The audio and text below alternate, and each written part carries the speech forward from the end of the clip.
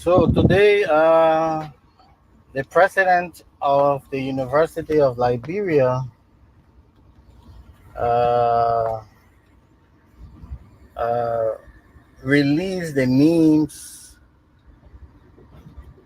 of academic fraudsters who were involved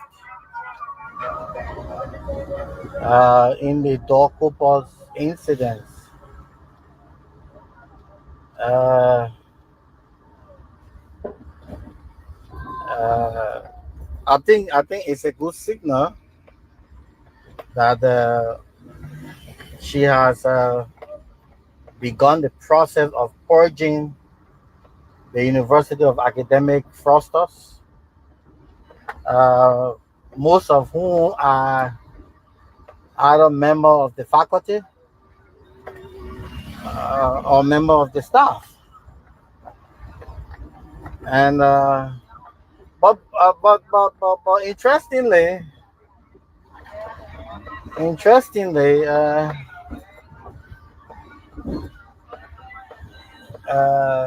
the Secretary General of the Faculty Association, uh, the fellow who I myself kicked out of business college for purporting to be an environmental economist when he he had no degree appertaining to the field. I kicked him out of business college, and he found his way in another department, fishery. I don't know what he's teaching there. He came out to denounce the president of the university action.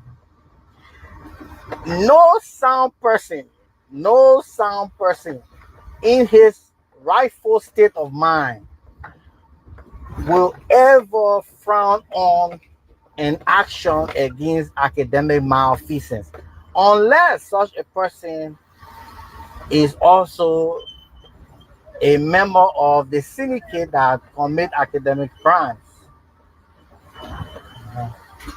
Unless such a person is part of the syndicate that commit academic crime. So to see a Secretary General of the Faculty Association, you know, asking those faculty that were involved to go to court, I mean, it just speaks volume of the nature of the university we have. Like I said, and I often say, the fraud at the university is predominantly carried out by faculty members. And that is why you see, I denounced my membership of offer. I recused myself from that entire organization because it is headed by people who support academic crimes. How can anyone in their right frame of mind,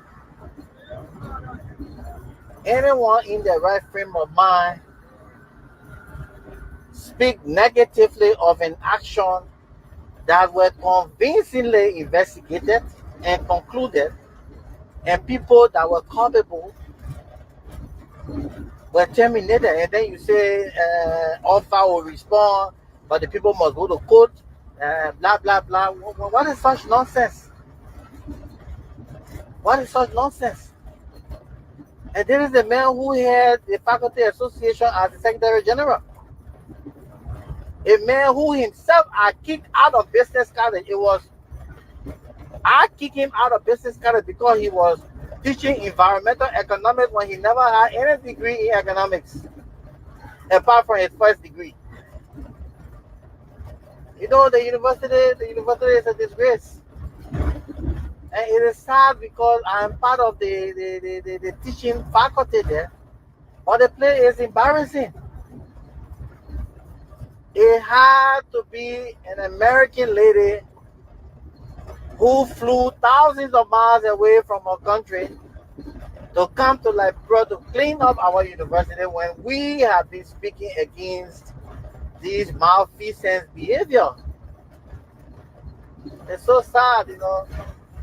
But let me commend Professor Myean for the bold and decisive action And I can assure her that she has the overwhelming support, not by the syndicates, but by the generality of the faculty who want to see that university transformed. You can't be running a university where fraud becomes an inherent and integral part of the system, and then when actions are taken against fraudsters, then you, under the canopy of a pseudo organization, decide to say the people must go to court. They were wrongly treated. What is that? What is that? It's so pathetic, you know. And there was the same idiot that went on Spoon Network to talk all sort of rubbish of how the president is riding $100,000 car, but the university doesn't have fitting sanitary environment. There's the same idiot, though, the same idiot who criticized the president of the republic. Now he's now defending academic crimes by those who committed the crimes. You know, all I can say is I weep for the future of this country. You know, I weep for the future of this country. I really weep for the future of this country. In this age and dispensation, you have people. As a matter of fact, if you go deeper, over 300 people that graduated this graduation fraudulently graduated fraudulently. We have the data. And these are the people who enter the public sector, the likes of Doc Cooper, and occupy spaces that they have no knowledge about. People who are legitimate degree earners are denied opportunities, and the fake ones are the ones surviving on their political proximity. It's so sad, you know. If I were Doc Cooper, I would do the honorable thing to resign. You don't have to allow President Boka to act. You don't have to. And not everything the president will see and take a decisive action. But you should have common sense. You should resign. You should resign from that job. You can't be a commerce inspector with a disgrace and embarrassed situation surrounding you, and then you say the president must act before you can move. It's so sad, you know. This country. I just weep for the future of this country. I weep for the future of our children. You know? It's so sad. It's so sad, you know. But Professor Mapaya did the right thing. She consulted well. She did the right thing. You know? She did the right thing, and we all must rally around her efforts. We must rally around that decision she took to get these people out. It's just the beginning. It is just the beginning. More development will unfold in the coming weeks. More development will unfold. I see my girl Nelly talking about Nelly, my friend. You expect me to?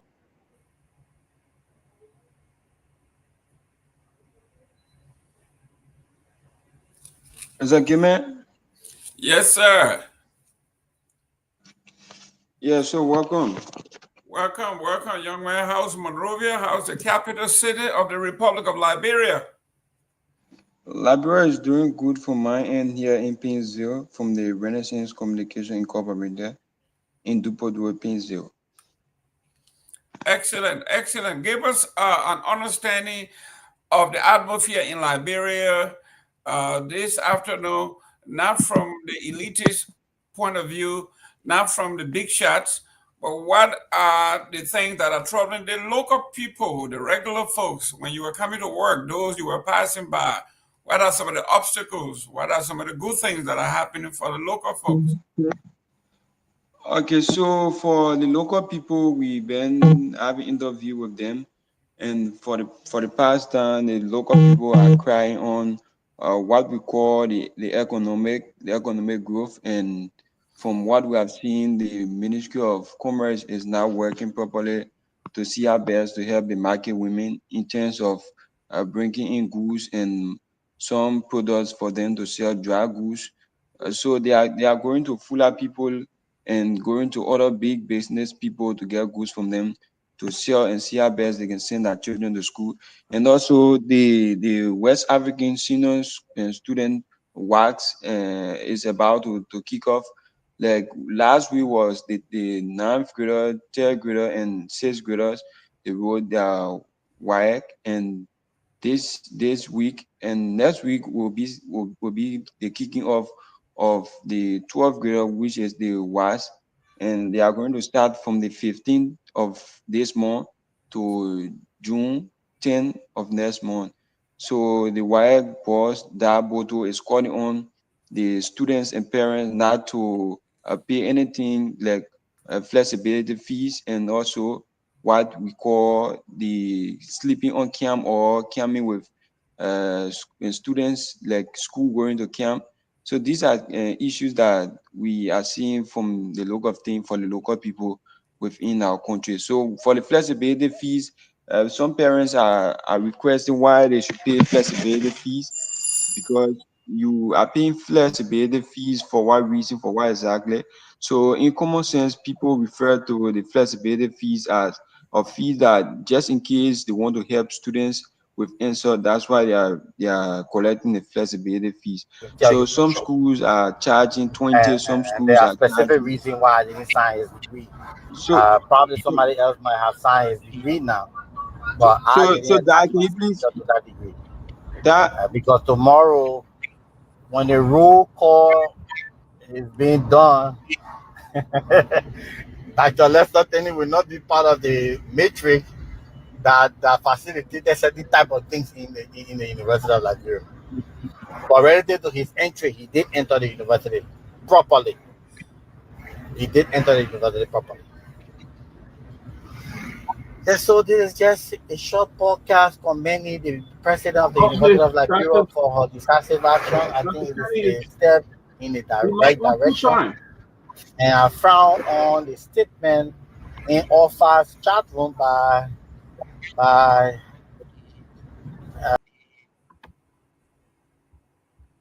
He's he's logged on two time, Doc. huh? You gotta cut your other device. I think you on two devices. Real computer thing. I don't know. How do I do that one? Let me go back. No, he's okay. He's okay. We were playing one of his videos. Okay. I'm sorry about that. That's Yes, why I yeah, was. we had Q one of his videos, Okay. so he can come. Okay, there you go. Okay. This is the one that was playing. Okay, Professor, you can come back on. He hearing us.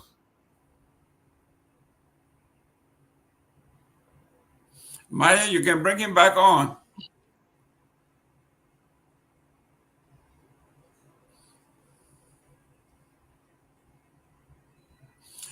Well, Honorable Peabody, you are here. And screw your program up. There you go. You are Is back. my problem again? No, you are all right. No, it's not your problem. It was my problem. You are all right. Dr. Peabody, take it from there. No, you're moderating. I just let me know where we at, and then I'll flow with you. Great. Huh? Great. Awesome. Okay, ladies and gentlemen, welcome to the Tuesday edition of the closing argument. As usual, we say this is where you need to come if you have an argument, a legit one.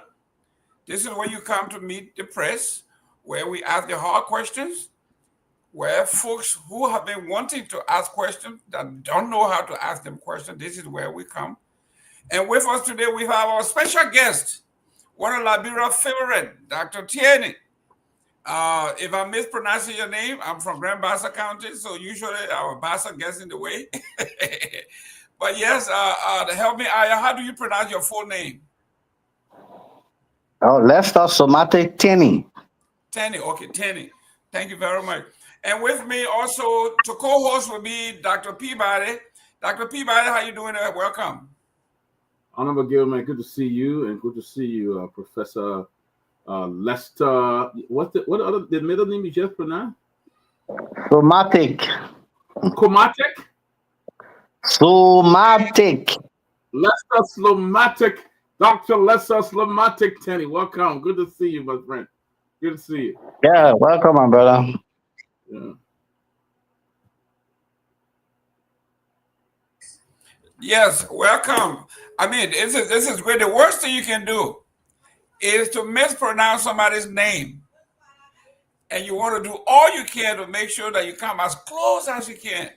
So, Dr. Tenny, welcome to the show. We have a lot to talk about.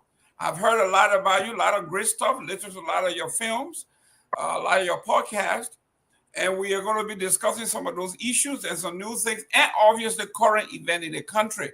I know you have a lot of say-so on what's happening to the economy, to our healthcare, our education, our social structure, governance, and overall your pet peeve, which is academic fraud or the academic stability of our country. Because people like us who came up during the old days, for some reason we believe that our education standard is way advanced, better than today. But then it is very difficult for us to convince the young folks because they have no clue what we went through. And they think that their generation has the best that education has to offer. So, Dr. Peabody, your take, and then let's go to the doctor here. Yeah, I've been following Professor Tenny on his podcast and on a range of issues in our country. He has been able to address the good and the bad, the failure of past administration in addressing basic thing, and what he thinks of what is happening now in this new government, all of that. So I'm looking forward to having a rich conversation with him tonight. So welcome again, Honorable Tenny. Great. Dr. Tenny, for those of us, those who don't know you, who never met you in person, could you introduce yourself? Who is Dr. Tenny? If my daughter were to ask me, my twin girls, they were to ask me today from the University of Florida and say, who is Dr. Tenny? What do I say to them? Who are you? Well, I was born on Broad Street, 1973, in Monrovia. Attended the Cathedral Catholic High School, where I graduated. Was the first admitted candidate for a student at the university post-war. We entered the university under the stewardship of Dr. Patrick Sayon, the late Dr. Patrick Sayon. Some of my classmates were Samuel Tued, Burma Tamara, what is that? Unsanctioned. McGill? Nathaniel McGill, Bill Twali, that whole 9 years. We entered 94, 96. I had the ambition of actually going to science college.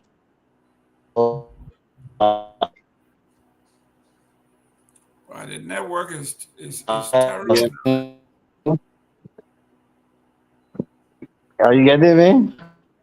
No, it looks like either someone is calling you or your network is bad. No, nobody calling me. Okay, we can hear you now. We can hear you. Okay, we can hear you now. So, okay, let me just switch. Okay, so I was in science college, and we had this visiting professor from the States, the late Dr. Alfred Amma. And I decided to take advantage of his presence to do a particular course, Chemistry 407. I still remember the course, Chemistry 407. It is organic synthesis.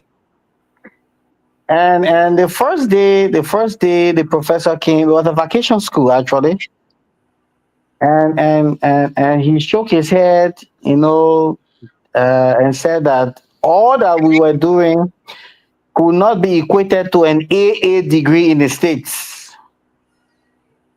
And let me remind you that during those days in science college, we were using coal pot for heat. Everything was down. and after Dr. Alfred, Dr. Armand's comment, I left the class and never went back there. When the semester resumed, I went and changed my college from science college to business college. And I continued from there until early 2000 when we had problem with Charles Taylor. I was part of the student leadership that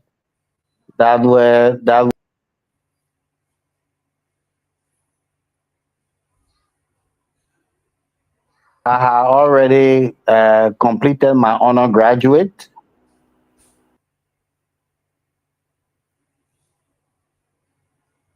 Suspended and subsequently expelled. So we fled into exile.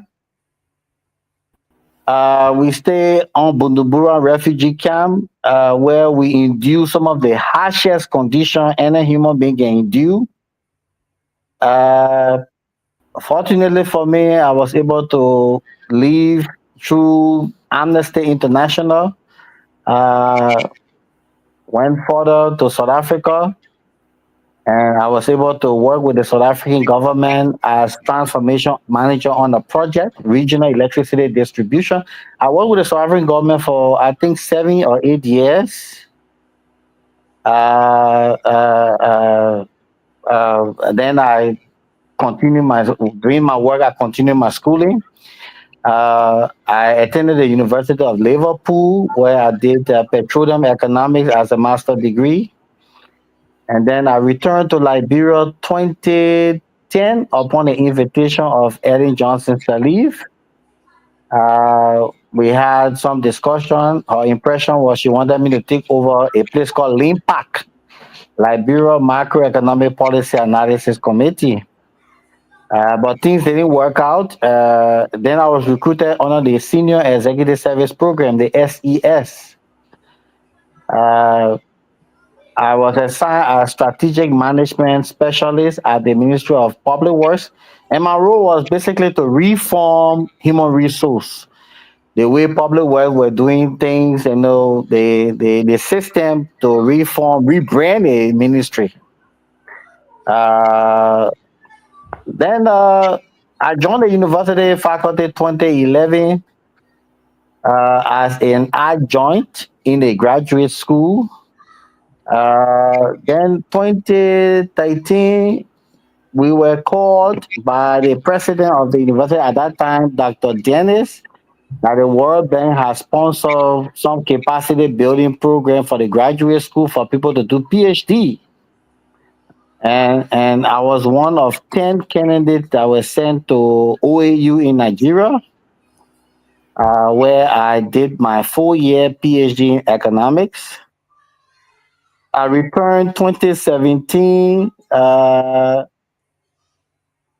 continued my activity politically, and then 2018 there was a new government.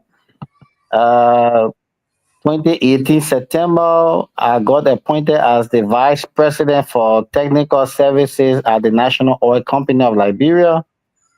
I worked there 2018 September. 2019 I resigned 2020 because of the toxic nature of the governance at that time. I joined the university as a full-time faculty, promoted to the level of Dean of Business College, the biggest college. And as a Dean, I was managing 4 departments: Department of Economics, Public Administration, Accounting, and Management. So usually when you enter a new environment, you want to know who your faculty members are. So I decided to go through my faculty profile, and strangely, I detected some very uncomfortable situation. First, I reviewed the file of the economics department because I am an economist, so I will be drawn to look at who are those teaching economics. And unfortunately, I found out that 80% of those teaching economics did not have economic degree. 80%.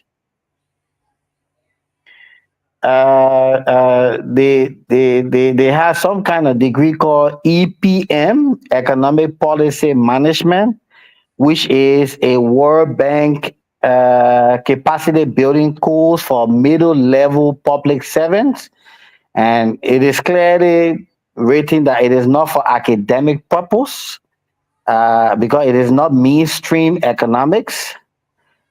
So I elevated the discussion with the president of the university, and I told the president that we cannot run the economics department wherein 80% of the faculty were non-economists.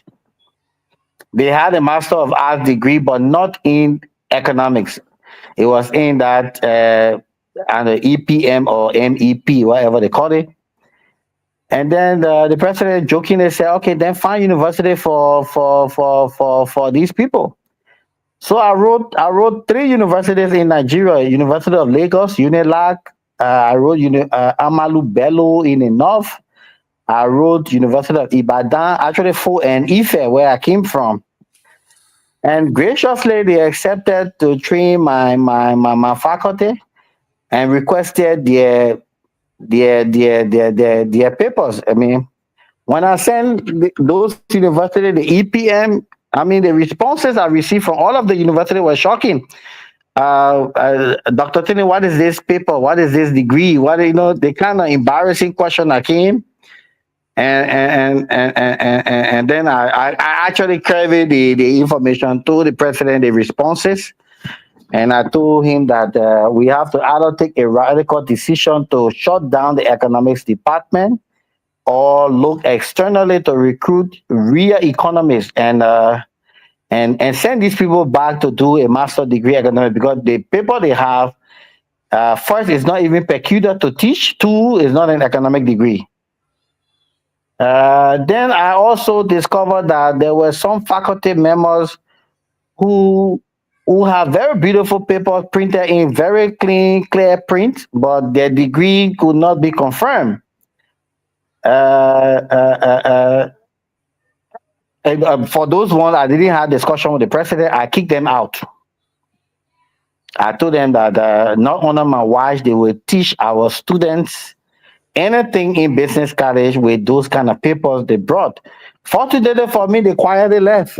They quietly left because, of course, they could not get into any confrontation with me because of me escalating the discussion. So they quietly left. And then I made a podcast rejecting Nathaniel McGill from contesting the senatorial seat for Magibi. My problem started from there. The president of Nigeria. What was your contention? Because my argument was Nathaniel was not suitable because he had recently been put on a U.S. sanction. And the condition for the sanction was people should not do business with a sanctioned individual. So because I also live in Magibi, I discussed it with the chairman of the party at that time, Molu, that it was very unhealthy for McGill to be senator for Magibi. And Molu was very frank. Molu said he didn't want to get into any issue with the standard bearer at that time, with the president at that time. So I said, okay, then I will take the bull by the horn. So I flagged and escalated the issue. And then the Ministry of State, through Blamo Wise at that time, called the leadership of OFA, the University of Liberia Faculty Association, to resist my presence.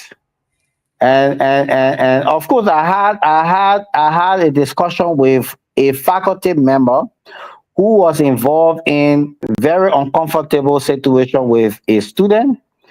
And I told that faculty member that I have zero tolerance to fraud, and I will not relent to expel anybody from my college who are involved in fraudulent activity.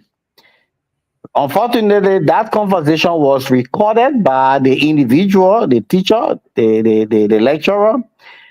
and it was used as a springboard by the faculty association to resist on ground that I was insulting faculty members and calling them fraudsters. They both set up a committee and they both said, but we listened to the conversation. Dr. Tenney said he has zero tolerance to anyone that will involve themselves in fraud. The individual he is having a conversation with, if he's not involved in fraud, why would he panic? So they were on their up and down. Senator Batikwa, who was member of the board, called me and said, Dr. Tenney, I will want you to relax your case until after the election because we know your capacity to also stir up commotion on campus. We don't want that. We don't want anything to influence the election, and then people will start to blame you. So I said, okay, that's fine. So I relaxed my pursuit and allowed the faculty association to have their day, knowing very well that there will also come a day for me. So fast forward, George Weah lost the election. Walker became president. I reviewed the whole situation. I resigned as the dean and maintain my because I am a full professor and maintain my I'm a tenure professor, so I maintain my position as a tenure and resign the administrative position as a dean. And yeah, and I then resigned from the party because I felt the party was incompatible to my ideology. The CDC now, and then last week, the new president of the university appointed me as a consultant for 4 weeks to be the new head of the era that those four people were terminated from Office of Enrollment Services (OES). So I have a 4 week consultancy as the acting head of OES with a term of reference to clean up the place. So I intend cleaning up that place. I intend cleaning up that place because that is the heartbeat of the university. It will set the stage for further examination of other systems and processes. Great. So basically, that's me. Great. Do you in all fairness to you and the university, you are uh, perceived as the anti-corruption guy who we call spade a spade. Is that true? In the first place, it is so embarrassing for any one of us to discuss corruption at an academic institution. It is so so confusing. Why would anyone ever commit academic crimes at the nation's flagship university? So for me, I find it very uncomfortable when I discuss the issue of corruption and academic fraud because that is not the environment that we should contaminate. The university is a place where knowledge is cross-examined, cross-pollinated, synthesized, and decisions for nation building are made. To contaminate, to pollute that environment is the very first step to nation death. So I believe that in this age of technology, one should not be discussing about academic fraud at any higher institution of learning because it is a national security threat to the development of this country. The the the the the the, the, the, the very existence of this country is at risk if we continue to allow people who should not be at the university to continue to maneuver the system, manipulate the system for their own personal ego. It is so unfair to this country, to the people of this country, to the Liberians. Great. So yes, I believe that I have a record. I have a record where I'm not a perfect person, but I'm a very principled person. I I don't know how to whitewash a situation that I know and I'm convinced that it doesn't make sense. I always call a spade, and I believe that is because I'm a man of integrity. I believe in in upholding system and processes. Yes, I am the right person. Great. Now, we have a podcast, one of your tips here that we're going to play. They're going to cue it. But you just mentioned to us here that you are not a perfect person. Could you tell us some of your imperfections? Well, I am a human, and by default, all humans have their own weaknesses, right? But there is no weakness when it comes to speaking the truth. Yeah, but what is that? What is your weakness that would be considered imperfection? As you Well, said? my weakness is on the social front. My weakness is on the social front. You know, Okay. it's on the social front. What does that mean? Well, I'm a socialite, right? I believe in good time. I believe in enjoying life. I'm an Epicurean, right? And sometimes I indulge or overindulge in the luxuries of life. You know, I love good time. Okay, now let's talk about the indulgence. What are some of those things that you indulge in or you overindulge in that makes you imperfect? Well, I do drink. I drink club beer. Uh, uh, uh, you know, this global forum, so I don't want to talk other things, but I do drink. You know, Okay, we'll come you back to know. that later. But let me ask you this question here. We'll come back to your social life. You said the fraud, Mhm. according to your committee, you said the fraud committed, most of the fraud committed at the University of Liberia are carried out by faculties and administrators. You stand by that statement that the fraud that is going on at the university are carried out by faculty? Well, you see, it is no secret that there are faculty members. I will not generalize. There are faculty members who continue to get involved in the commercialization of grades, for example. There are courses in a university where students do not even go to classes. Yet, once you can meet up with the agreed price of an instructor, those kind of rotten apple in the system, and these are the people who often graduate with magna cum laude, summa cum laude, yet they cannot present a fitting letter of a friendly letter. You know, so these are difficult things that people may want to hide under the carpet, but these are the realities of the day. The university is a cesspool where academic fraud has continued to flourish over time. Where I supervise as the dean, we kick out I think 2 or 3 cases of that. We had an instructor. You know, usually they create chat rooms where sometimes they use the chat room for academic purposes.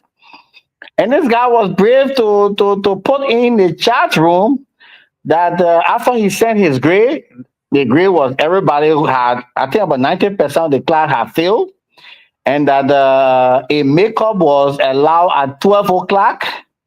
You know, and he was caught red-handed. He was caught red-handed and removed from a college.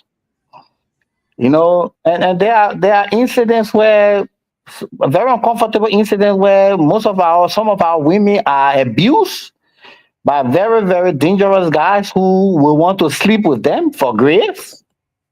You know, there are countless stories like that where women are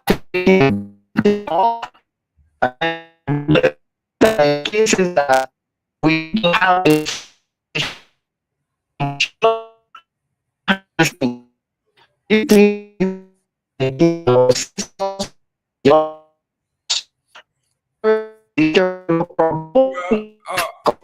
Myean, it looks like the doctor is having problem there. He can go out and come in. He's having problem. Are you back, Doc? No, I'm seated though. I'm not going out and coming. I'm seated. Actually, Okay, can you landscape your somebody phone? network fluctuate. Yeah, the network fluctuating. Can you landscape your phone? Can you do it sideways so Okay, you can have let the me black see. mark? Okay, let me see this one. You can see me good now. Yeah, but if you flip your phone like this, we'll be able to see you Okay. better. But he looked good now, though. Yeah, no, yeah. You see the two black mark. If you go landscape like this, we won't have you. But So if I do it like this, no, the phone it has to be like this. yeah, but I phone I'm doing it like this. Okay, that's fine. Just No, do that. just put it the way you were first. Okay, Yeah. that's fine. Let me welcome Siliki. I guess we got Siliki Square. Listen, yesterday you guys who have been here were doing a square root. So today you guys can. You are a day late, but Mr. Siliki, welcome. How are you doing that in Rwanda? Yeah, doing great, Mr. Gamer. Excellent. So, Ahmed Siliki, another Siliki, right? Ahmed, how are you, sir? You are muted. you're muted. Thank you. Welcome, Doc. Good to see you. Long time. How's the Yeah, school? yeah, brother. We holding the ground. How's the school, man? Dr. Peabody, let's get this thing going. Any question? I think you got two questions for the doc here before we go into. We got to dig a little deeper into the faculty scandals, faculty corruption he's talking about on campus. Yeah. Any question you have for the doc? Yeah. Let me start. Dr. Tenley, you say you were at the Buduburan refugee camp. I was there for a couple of years too. Maybe we either passed each other or got to know, or maybe I knew you from there or something like that. Or so, but I was there from 1990, probably 1990, and up to 96, 97. Yeah, 96. Then I went back home. So, but let me come into a question.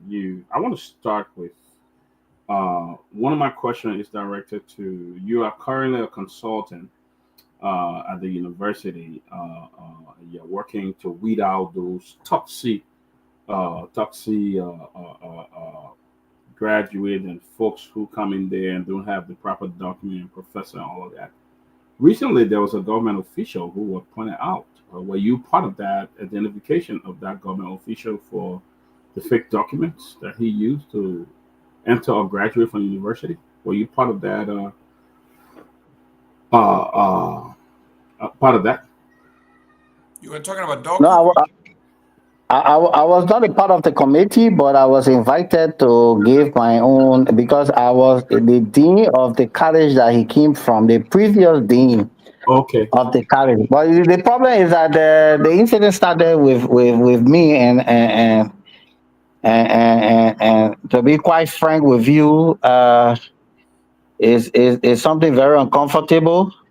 The character in question was sent to me by the former chairman of the department, and with an attempt to lure me into the scam for him to graduate.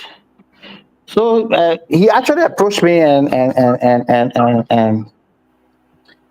and usually the dean can use his discretion under certain circumstances, right? Because it is the dean that clears student finally to the faculty senate. He presents the student to the faculty senate. So he approached and came to my office and he said he's a candidate to graduate, but a course somebody's giving him problem. That's what he said. And usually maybe my first thought was maybe he had a problem in ROTC or PE or he might have transferred from a college that he had a bad grade. You understand? So the dean can use his own discretion on certain circumstances to clear a particular student with certain minor issues, right? Like for example, you were in science college and you had a D or an F in biology 101 and you transferred to business college. The rule says that I cannot consider that F, even though a student cannot graduate with an F. but the F was not obtained in the college that he has come into, the new college. So I can use my discretion to overrule the F and allow him to go forward. So I you know, my phone is programmed on the system. So I asked him for his ID number. The first thing I saw with the ID number was sex, female. Well, sometimes inputting these data, people can make mistakes, especially with traditional names. Like you have Deconti. Deconti can be more, it can be both male and female. Right. So saying he had a traditional name, I said, well, probably it was a human error that considered him to, maybe it's a unisex name. But when I look at the federal transcript, I say, really? So the first question I asked him was, who sent you to me? He said, it's a chairman. Who, not the dog Cooper? Dog Cooper. Yes. Okay. I said, who sent you to me? He said, it's a chairman. I said, go and call the chairman. And he did bring the chairman in my office. And then I transferred from my phone and went to my laptop so that the screen can be bigger. And I asked the chairman one question. You are the gatekeeper for the department. Did you check this candidate grade before sending him to me to discuss his problem? He said, oh, Dean, you know, Dr. Dennis had a situation where when you overstay, the student are allowed to graduate. I said, why would Dr. Dennis even have such a discussion like that? Because the university procedure is a candidate is qualified for graduation if he or she complete the required curriculum. And for business college, it was 136 for female and 138 for male because they do ROTC. I said, that's the only way people can graduate. I don't know of any other way where people, if that is the way people can obtain degree, then we can go to Raleigh Town Market and bring all the women who've been studying for 20 years because they have been doing business for 20 years, they become eligible for degree. Yeah. And I told him, I said, you are the chairperson of the department. How do you feel allowing me to get involved in such a situation where this guy is not even a sophomore? And you know, and I will be very frank with you. You know, we're having a very candid discussion. He said, oh, you know, the president, I said, look, if you don't get from my office, I will physically slap the hell out of you. Sorry for the word. And because he saw I was prepared to slap him, he quietly left. He and his baggage. And they never surfaced again until after I resigned. This gone graduation. The same guy posted on Facebook. You know how he himself brought himself to the forefront, right? He posted himself on Facebook with gown. And I said, oh, but there's a guy who I denied because he's not even a sophomore. It was when I picked up the phone and called the current dean. I said, but you people give this guy clearance. He said, who's the guy? So I called his name. He said, oh, let me double check. And when he double checked, that's how he called the vice president for academic affairs and said, oh, there is a breach in the clearance process. There are some students who were not eligible. And because I also sent him a whole listing of those who were not eligible to graduate after I resigned. And when I resigned, I had a database, right, where there were students who have 50 credits. So it was not possible to complete 50 credit in 2 semesters because the maximum credit you can carry at the University of Liberia is 21. So the maximum load you can take in 2 semesters will be 42. So people who have 50 credit, it was not difficult for me to question their clearance because it was not possible to have completed in 2 semesters. So I furnished the current dean those information, and he acted upon them and removed and delisted them from the program. You know, after they had obtained clearance. And so, but I was not part of the committee that I went through the investigation. Yes, the committee interviewed me on what I have explained, and they made their own decision that gave rise to the eight faculty, eight people being terminated. Quick question. Before you get to your second question, I heard you say when you resigned, you took the database. Isn't that a breach of a law that you have resigned? You left the school, you left the department, yet you downloaded and took the department database without the consent and approval of the university. Well, when I was a dean, I've heard a lot of situations at that university, at that college, right? So, what I did my first semester was I requested all graduating seniors to submit a copy of their transcript, their ledger. And so those students furnished me the copy of their transcript. Second semester, I requested the upgraded transcript because that will include the first semester grade. So yes, I did save those transcripts of those who could not have been eligible for the subsequent graduation. I had it on my laptop. When I made mention of the database, I'm talking my own data, not the school data. Because when you relinquish a position as a dean, you will have no access to their system. But I have my own data for which I acted upon. Yes, I did have my own data. Even currently, I have those information that those previous students submitted. They are in one folder. So I have them. Yes, and that was how we were able to detect the near fraud that almost occurred with Mr. Cooper. Okay. So you agree though that you breached confidentiality. You took students. No, it's not. It's not a breach. It's not a breach. It's not a breach. It's not a breach. You as a dean request updated ledger from students who supposed to be graduating. It's not a breach. It's not a breach. You will be logged off the system when you relinquish the position as a dean because you will not have access to those information. What I'm talking about, the information I'm referring to, my data was the information submitted by graduating students at that time, and I still have them. So it's not a breach. It's not a breach because it is not a university system. It is my own record, if I may say so. It's my own record. But I do not have access to their system. You have no personal record because the students, their privacy were breached because you have no right taking the students' private information on your private laptop and taking it off the campus. That's illegal. Anyway, let me go back to Dr. Peabody. Dr. Peabody, your second question. No, let us set the context, right? Part of my responsibility as a full professor is to ensure that the university runs smoothly. You as a professor, apart from just teaching, you have oversight in ensuring that the place is sanitized.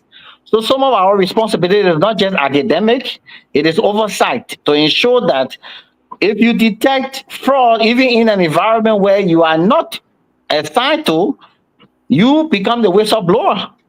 So compiling data from previous students and about, because they apply, they send in their ledger to you. You have to verify and ensure that what they send is in compliance with what the clearance process will be. So there's no breach of protocol. No, there's no breach of protocol. That's part of my role as a full professor. You have oversight. Dr. Tierney, will you agree that every information, every record that comes through the student to the school are the property of the university? I work for the university. I understand that when you resign, you no longer have access, or should have access. You have no longer have access to the system. It doesn't matter. But not the record. No, the records are confidential documents that belong to the children, their date of birth, their social security number, if there's any, their ID number, everything is on there, and they have no reason to leave the school system. Anyway, Dr. Peabody, your second question. Dr. Tierney, let me ask you my second question. Probably going to be two in one. You said that you work with the National Oil Company in Nukam, and due to the toxic nature of narco or your boss, you resign. Do you care to talk about that toxic nature? And then why did you leave CDC?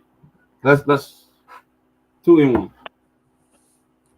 Well, first of all, after the victory, I was called by the former president in his office, and he was present. McGill was present. Minister Tua was present, and he asked me where I would like to go. And of course, given my background as an economist, I said, well, I will work in any environment that has economics, and then I also have petroleum background. And so, okay, so since we don't have anybody for NOCAL, you will go to NOCAL. That was the understanding. 8 months after the appointment was made and I saw my name as a deputy, I immediately contacted the office of the president as to the explanation why was I a deputy under somebody who could not even be my student. And the only explanation they gave me, honestly, was it was an error. Who was that student? Huh? Who was that boss? Safwa Megri. Okay, go ahead. He only had a BSc, and the only explanation I got was, oh my man, the typist made a mistake, and it will go back to redo it. The people already say we know nothing. It will justify that we know nothing. So just be there. After 3 months, we reshuffled. That was the explanation they gave me. And I took the explanation in good faith, and we decided to work together. After 6 months, I went back to them. I said, well, I thought we understand that there will be reshuffle. And to my surprise, the president had a different opinion, and he used some vocal language, which I cannot say here. And I said, oh, really? Okay, so that's cool. After a year, the lady became very, very extravagant. She made over 50-something trip using business class with no dividend to the entity. 50-something trip. Imagine you use 50-something trip multiplied by the minimum of $4,000 or $5,000. Business class. And I highlighted it through the discussion with the board that the way NOCA is set up, it is the CEO who is the face of the institution. But yet you have a situation where the CEO has no knowledge of the environment, but the deputy cannot discuss about the institution when the CEO is present by law, by the statute that created NOCA, right? So I spoke with the board members, some of the board members. I said, but we are not making progress because you have a CEO with no knowledge in the industry, and I cannot go on any of these trips because it's a solo trip. So I don't feel that we are making progress. The board member at that time was, what's the former senator? He said, I prefer you talking all with your Myean. My Myean referring to McGill and Tue. So I did have a conversation with Tue. I told him, I said, I would think that you people transfer me somewhere else because we are not making progress. And that discussion with Tue told his friend McGill, and McGill might have told her, and then she became very, very disrespectful. When I go to work, she would just be throwing all kind of corridor discussion, and at some point in time, I look at her and I say, okay, you know what? Before we degenerate this place into other issues, let me just quietly leave. So I wrote the president and told him that I will not continue to work as vice president of NOCA. They replied me that I should not write them. I should tell the board. So I told the board that I was discontinuing my services with NOCA as the vice president for technical services. And that's how I quietly left without any noise. But I still maintain my membership with the party. And fast forward, we saw what happened in the end. Everything that I warned them about eventually came to light. Everything I told them, that the way we're managing this country, we create a one-term leadership. The way we are managing this country, plenty of people will go to jail. They will wear yellow jumpsuit. People will be, but just the whole discussion has come to pass. So, and I left. So why did you leave CDC? That was my other question. Well, the thing was that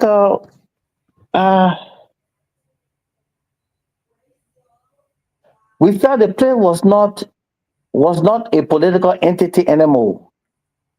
We believe that the party itself was a cash cow for George Weah when he gets broke. We felt that the way the partisans were treated, the way the victory was hijacked.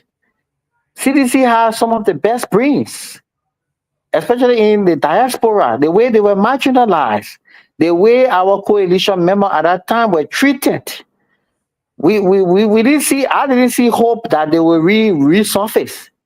I didn't see hope that they will resurface. The way they treated the Liberian people, the way Weah was not focused on the governance of the state, the way he allowed few people to micromanage him and ring fence him. The party was vibrant. The party was energetic. They killed the momentum of the party. They killed the dreams of the young people. They killed the dreams. And I could not be part of an entity, a political institution where the dreams are dead. The hopes that we thought would have given rise to a new Liberia was Dutch. It was Dutch, And so I felt that it was time to move on. It was time to move on. The party is a very good grassroots party. But the leadership of the party is what will cripple the party. And knowing the kind of person Weah is, Weah can only use people. And all of these things about Weah coming back, I'll be very frank with you, Weah has no interest in running the country. He wants to market that party to anybody who has the largest money. Weah will sell that party. So for those who have the hope, their hope will be dashed again. Thank you. Thank you very much. Let me reintroduce the show and welcome our other guest. This is the closing argument, the Tuesday edition. Thank you. We have our special guest, Dr. Lester Pewee is here, and I'm hosting from the beautiful state of Florida. I have with me Mr. Siddiqui that came on. Welcome, Honorable Victor Namwe. I met Siddiqui here, and then we have the Dean, Sylvester Pewee. Welcome, guys. Let me go to Mr. Siddiqui. You've been waiting for a while. You got 2 questions for the doctor here. Go ahead. Yeah. I'm talking about Mr. Kroman. Go ahead. Yeah. Thank you again for the opportunity. Dr. Lester Pewee, I've been following you on Facebook, since the election and all of that. But you talk about your position at the University of Liberia. I learned that you serve as a dean. And I would like to ask you about the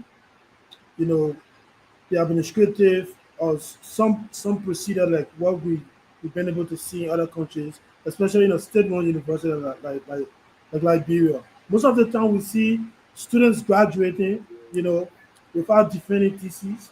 There's no opportunity where students can at least get hands-on experience to do some level of internship.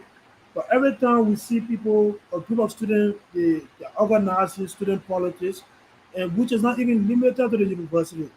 They go to other government agencies to do protests, which I believe, like recently, I saw a group of students in Kosovo, they were dictating to the media how the university should give, how many students the university should be giving admission to. Instead of the administration taking that decision on our own. So all the interference and the lack of opportunity being provided to the students in terms of getting a internship opportunity before they graduate and all of that. So what mechanism you as former dean of the institution were able to put in place, apart from the fraud, I think we already talked about that, to resolve some of those things? I would like to know before I go to the political aspect of it. So you see, when I became dean, the University of Liberia Business College, the lowest number of students that could graduate were 2,500. Uh, at no point in time over the last 50 years, Business College ever graduated any number of students less than 2,000. So when I became dean, uh, uh, uh, usually the period of graduation, the department have a clearing team. So the way it is structured is that the department will do the clearance, submit a copy of their clearance. They have two or three category. Category A are those students who completed before the semester. You have category B, those who completed maybe after first semester, and category C, those who completed the second semester because they graduated after second semester. So we had a clearance team where they brought in their first category A. The assumption was category A means those who are completed before the commencement of the semester. They put it on my desk. I, out of curiosity, went through the category A. Strangely, when I started to double check, the first 15 students that a particular department sent me, only 2 actually were clear. I mean, based on the university rule. So I thought probably I was not seeing something, right? So I called the clearing officer and we sat down together and we decided to clear one by one. And I asked them to bring in the curriculum they were using to clear because that is a yardstick to which you can guide yourself to know who has completed. And oh dear, look at oversight. I said no, oversight is when your eye jump over 1 or 2, but when you jump over 12 or 15, that is blindness. That's not oversight. And that was where the red flag was raised. Then I myself decided to dismantle the clearance team because I didn't have confidence in it, with the exception of the economics department. Because their clearance team was very robust. The management department was also very cooperative. No, management department was not. I dismantled the clearance team and decided to ask the chairperson to assign new clearance team. The other 2 departments was a pure mess. So after the department clear, you have to reconcile your clearance with OES, the Office of Enrollment Services, because that is a system part. And my brother, I'm sitting down on my laptop in their office with a particular student ledger. The ledger vanished. After like 3 minutes, a new ledger surfaced with totally different grades. Totally different grades. Then I knew there was an organized cartel operating. And after the exercise, only 273 students graduated in that year. It was the first time business college graduated in 50 years. Less than 300 people in 50 years. The first thing that came to mind was the university is rotting. Something fundamentally must be done to redirect the energy of people who are truly academicians and want to see this country moving forward. And let me hasten to add that, look, there are very, very good faculty at the university. There are very, very good people, right? But you have some of the worst also coexisting with the very good people. Now, it is the very worst that tend to contaminate the image of the very good people. And these are the people that we must hunt and remove from the system. Because look at Science College, for example. You have some of the best faculty in the university from Science College. Look at Agriculture College, some of the best faculty. But look at Liberia College. Look at Liberia College. The head of Liberia College itself has an issue over him. Who's that? Who's that? Who's that head of Liberia College? Well, you can research that. You know, there's a public space. Dr. Tenney, this is academic here. You're talking. Let's be fair. Let me introduce the show. Introduce the chairman. The chairman, Tomalin George, is back in. Mr. Lofa, thank you very much for coming back on the show. I know you rested. Your face look good. Robert Garguah, welcome. Everybody is here. We got a full house. So, guys, let's do 2 minutes most, so we can have everybody here because we got limited time. I will still hold Dr. Tenney to the fact that he called a department and would love to know who the chairs of that department is. Because listen, you agree to a no-holds bar interview. We are family here. If the guy is corrupt, he's corrupt. There's nothing wrong with, he's the chairman. We'll find out who the chairman is. Well, I will tell you that the current dean of the Amos Sawyer College, there was an issue raised concerning his PhD, and the committee was set up and concluded, but that report has been masked. It has not gone through the chain for his ultimate removal.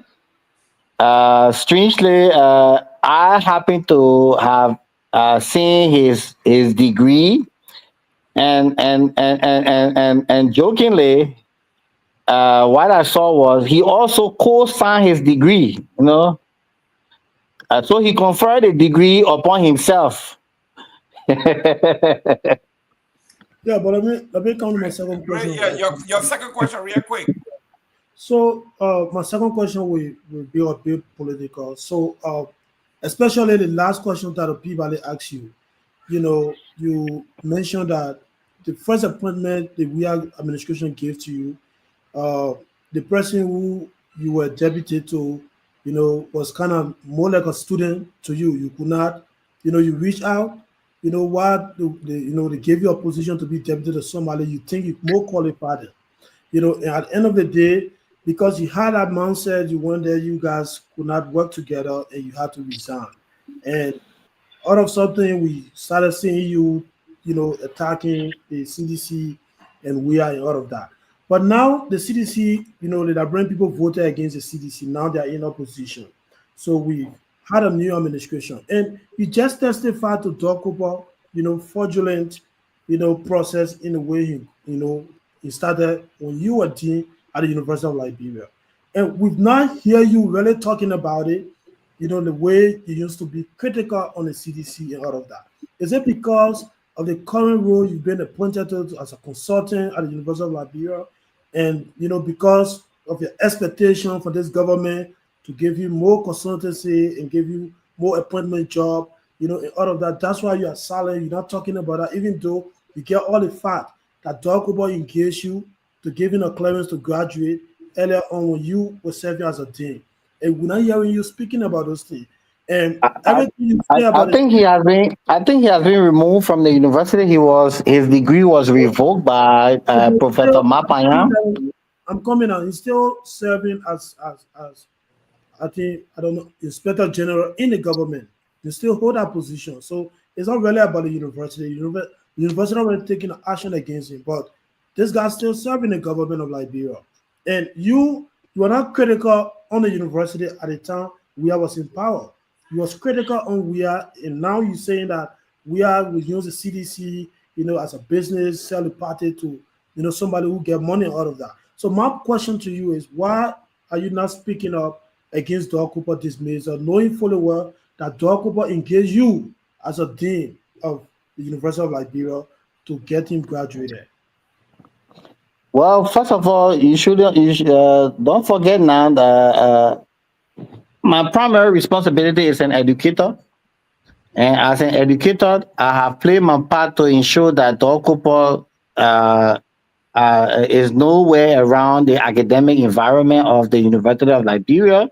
We play a pivotal role in ensuring that he's no longer there. he was appointed by I don't know the what his position say, Inspector General or what thing? Yeah, I think so. Inspector General, so Deputy I Inspector don't know General. whether he was appointed by the president of Liberia, whether it was a presidential appointment or it was an internal appointment from the Minister of Commerce. So fortunately, the Minister of Commerce No, happens to be one of our students at the graduate school. I think you are right. We need to have a conversation.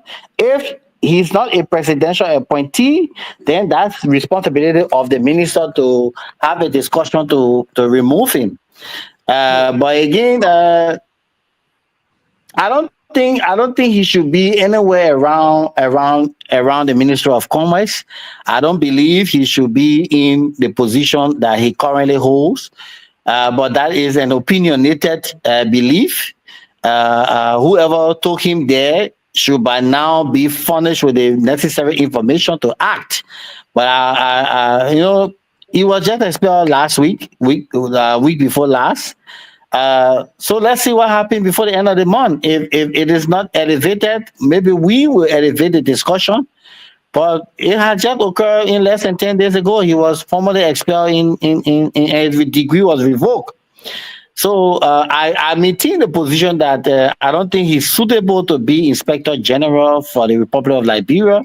But I am not very sure whether that position is a presidential appointment or an internal appointment from the Minister of Commerce. it is a presidential position. The The president president did that. appointed him. Yeah, thank you very much, guys. Let's make it 2 minutes. Ahmed, you are next. I know you're falling asleep there. Your 2 questions real quick. No, I'm not. No. Imagine look sleepy. Always not sleeping. Okay. Well, anyway, that is good to hear you again. For a long time, whenever every time we have spoken, you have been very passionate about academic integrity. You've been very actively involved in trying to shape the educational background of our country to the extent where you have now opened your own university to be able to contribute to that. And you have been very High school. Yeah, high school. I mean, so yeah, because I think that's part of the issue when you have great foundation with high school students, probably you can have great product going to the University of Liberia. So we've been focusing on the issue of integrity, academic integrity, fraud, and stuff. You stand accused. I just wanted you, since we're on this platform, so that perhaps you could provide that clarification. Maybe you did earlier on before I came. But Akaras Gray on his post accused you of being involved with academic fraud between agriculture and business college. I thought that since you are here, it would be an opportunity for you to clear that, considering that your focus right now is on academic fraud and misbehavior in that era. That's my first question.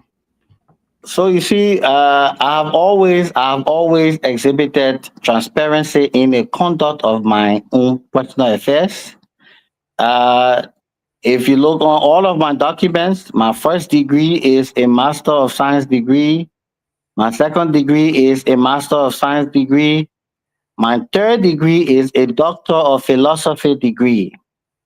I entered the university, like I said, 1995, and completed my courses in the business college, but the degree was never conferred. I used a completed transcript to be enrolled. And by the way, all the universities I went are not just what's the name? What they put and call it? Campus graduate. I attended the University of Liverpool in the UK. The University of Liverpool has 9 Nobel laureates. If they could admit me into the petroleum program on a transcript which was verified, they didn't just ask me and say, bring my transcript. They will always do due diligence. It's not like one of these funny schools in Liberia. That's the University of Liverpool. I went to OAU, Great Ife, and all of these mechanisms of due diligence are conducted by the university, not by the individual. So, and usually your eligibility, one of the eligibility criteria for grad school is your transcript.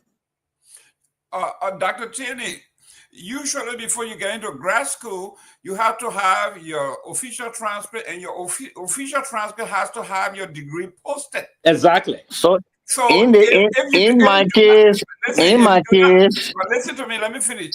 If you do not have an undergraduate degree, your hand should be clean. if you don't have an undergraduate degree proper, there's no way you can transition into graduate degree. So your first degree, I know because I was a graduate assistant in the admission office at Florida Atlantic University, and when you come and you bring your transcript, even with all your credit, if your degree is not posted, even on your own official transcript, it is not accepted as a graduate to be to even say for the GRE, which is a graduate record exam. So for my kids, excuse me, how is that possible for the University of Liverpool to admit somebody who is not an undergraduate into the graduate program? For my case, we applied through Amnesty International because for us, we were expelled after completing the courses required for the undergraduate program. So yes, then you don't have the credentials there. Chairman, I think we should protect the guest when he's done. Then other people. Who's talking? Yeah, let me get a guest channel. Y'all shouldn't interrupt. I beg you. Yeah, everybody had a time to talk. Let him end his statement. So I'm telling you that the degree was not conferred, but the courses were completed. And on the basis of completion of courses, I was admitted. Every university got their own admission requirements. Every university have their own admission requirements. So maybe you may want to have a conversation with the University of Liverpool why, but the requirement that enrolled me was I had completed the undergraduate and satisfied the requirements thereof. So I was eligible to be admitted at the graduate school. Of course, there were some courses that we had to do that we did not do at the University of Liberia to match the graduate program, but we were admitted on the basis of courses completed from the undergraduate program. That was the admission requirement. So can I just ask one quick question for clarity? I know it's your turn to ask. So are you stating that you were admitted based on sympathy? You were how can a University of Liverpool admit somebody on the basis of sympathy? I'm telling you that the requirement for the graduate program. Hello. I'm telling you that the requirement for the graduate program was a provision of a testimonial that you have completed the curriculum of the undergraduate. And because of my case, which was, of course, I had completed the undergraduate, but the degree was not conferred, I was admitted. And I spent the 2 years to complete the Master of Science degree program. And when you check my record, there is, hello? You say something? No, go ahead. So when you check all of my documents, my first degree is a master degree, my second degree is a master degree, and the last is a PhD. But if you want clarity, I had completed the undergraduate program, but the degree was not conferred. And the degree was not conferred because of political reason and not academic reason. We were in exile, we were chased out, and we went into different environments. Can I ask a clarification, please? Yeah. My question. No, we coming to you. I made your second question. Yeah. So on to ask? No, you next. Ahmed. Go ahead. Second question. Yeah. So that you said your stay at local was around, I think, 6 to 8 months. If I got you clearly. No. I spent at least, I think, 1 year plus. Yeah, not 6, 8 months. Okay, you went to local, highly qualified with training in oil and gas. You were the deputy there. I just wanted you to perhaps reference during your 1 year, if any, what you can point to as something you imparted, you achieved there during that 1 year that you were able to achieve there with for the 1 year time that you were there for. Okay, so usually every year, the team at NOCA will have this consultancy with different companies to do the what's it called?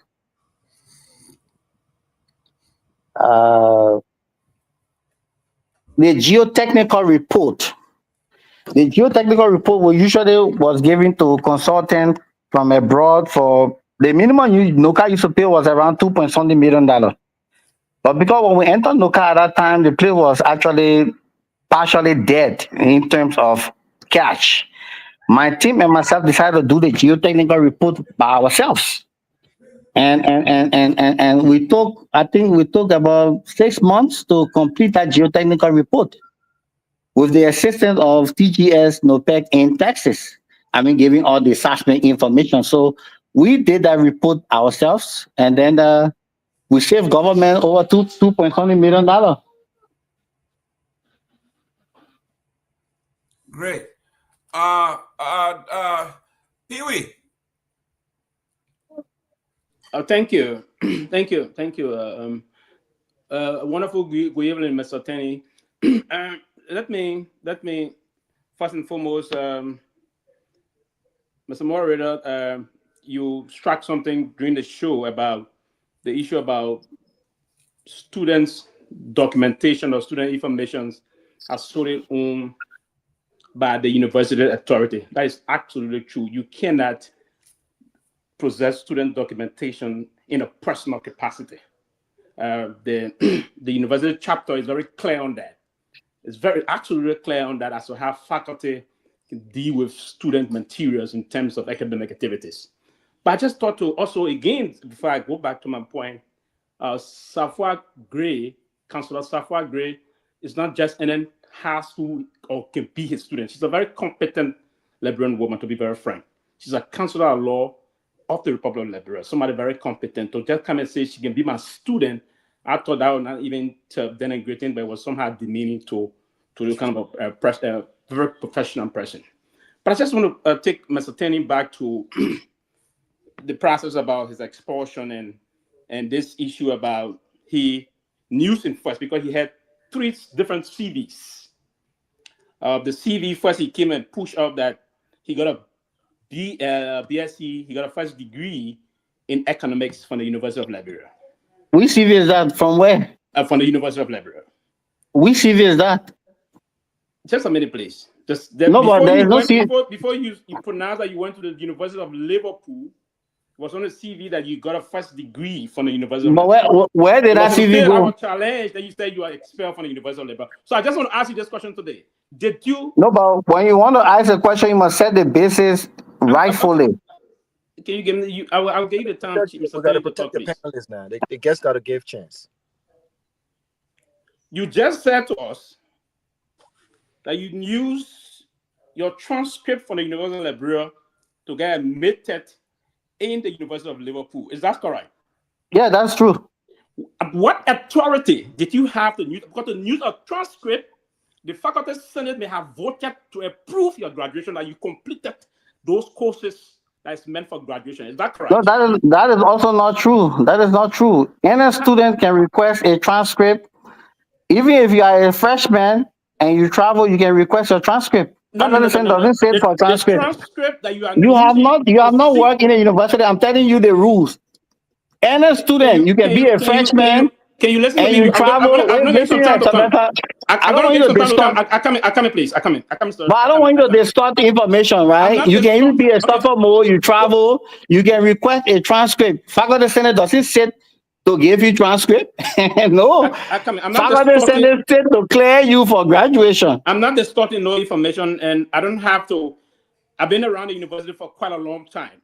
My father worked with the University of Liberia. I do understand. I'm a graduate. No. You are understanding it the wrong way. You just said to this platform, you use your transcript to get admitted at the Liverpool University. That's correct. Exactly.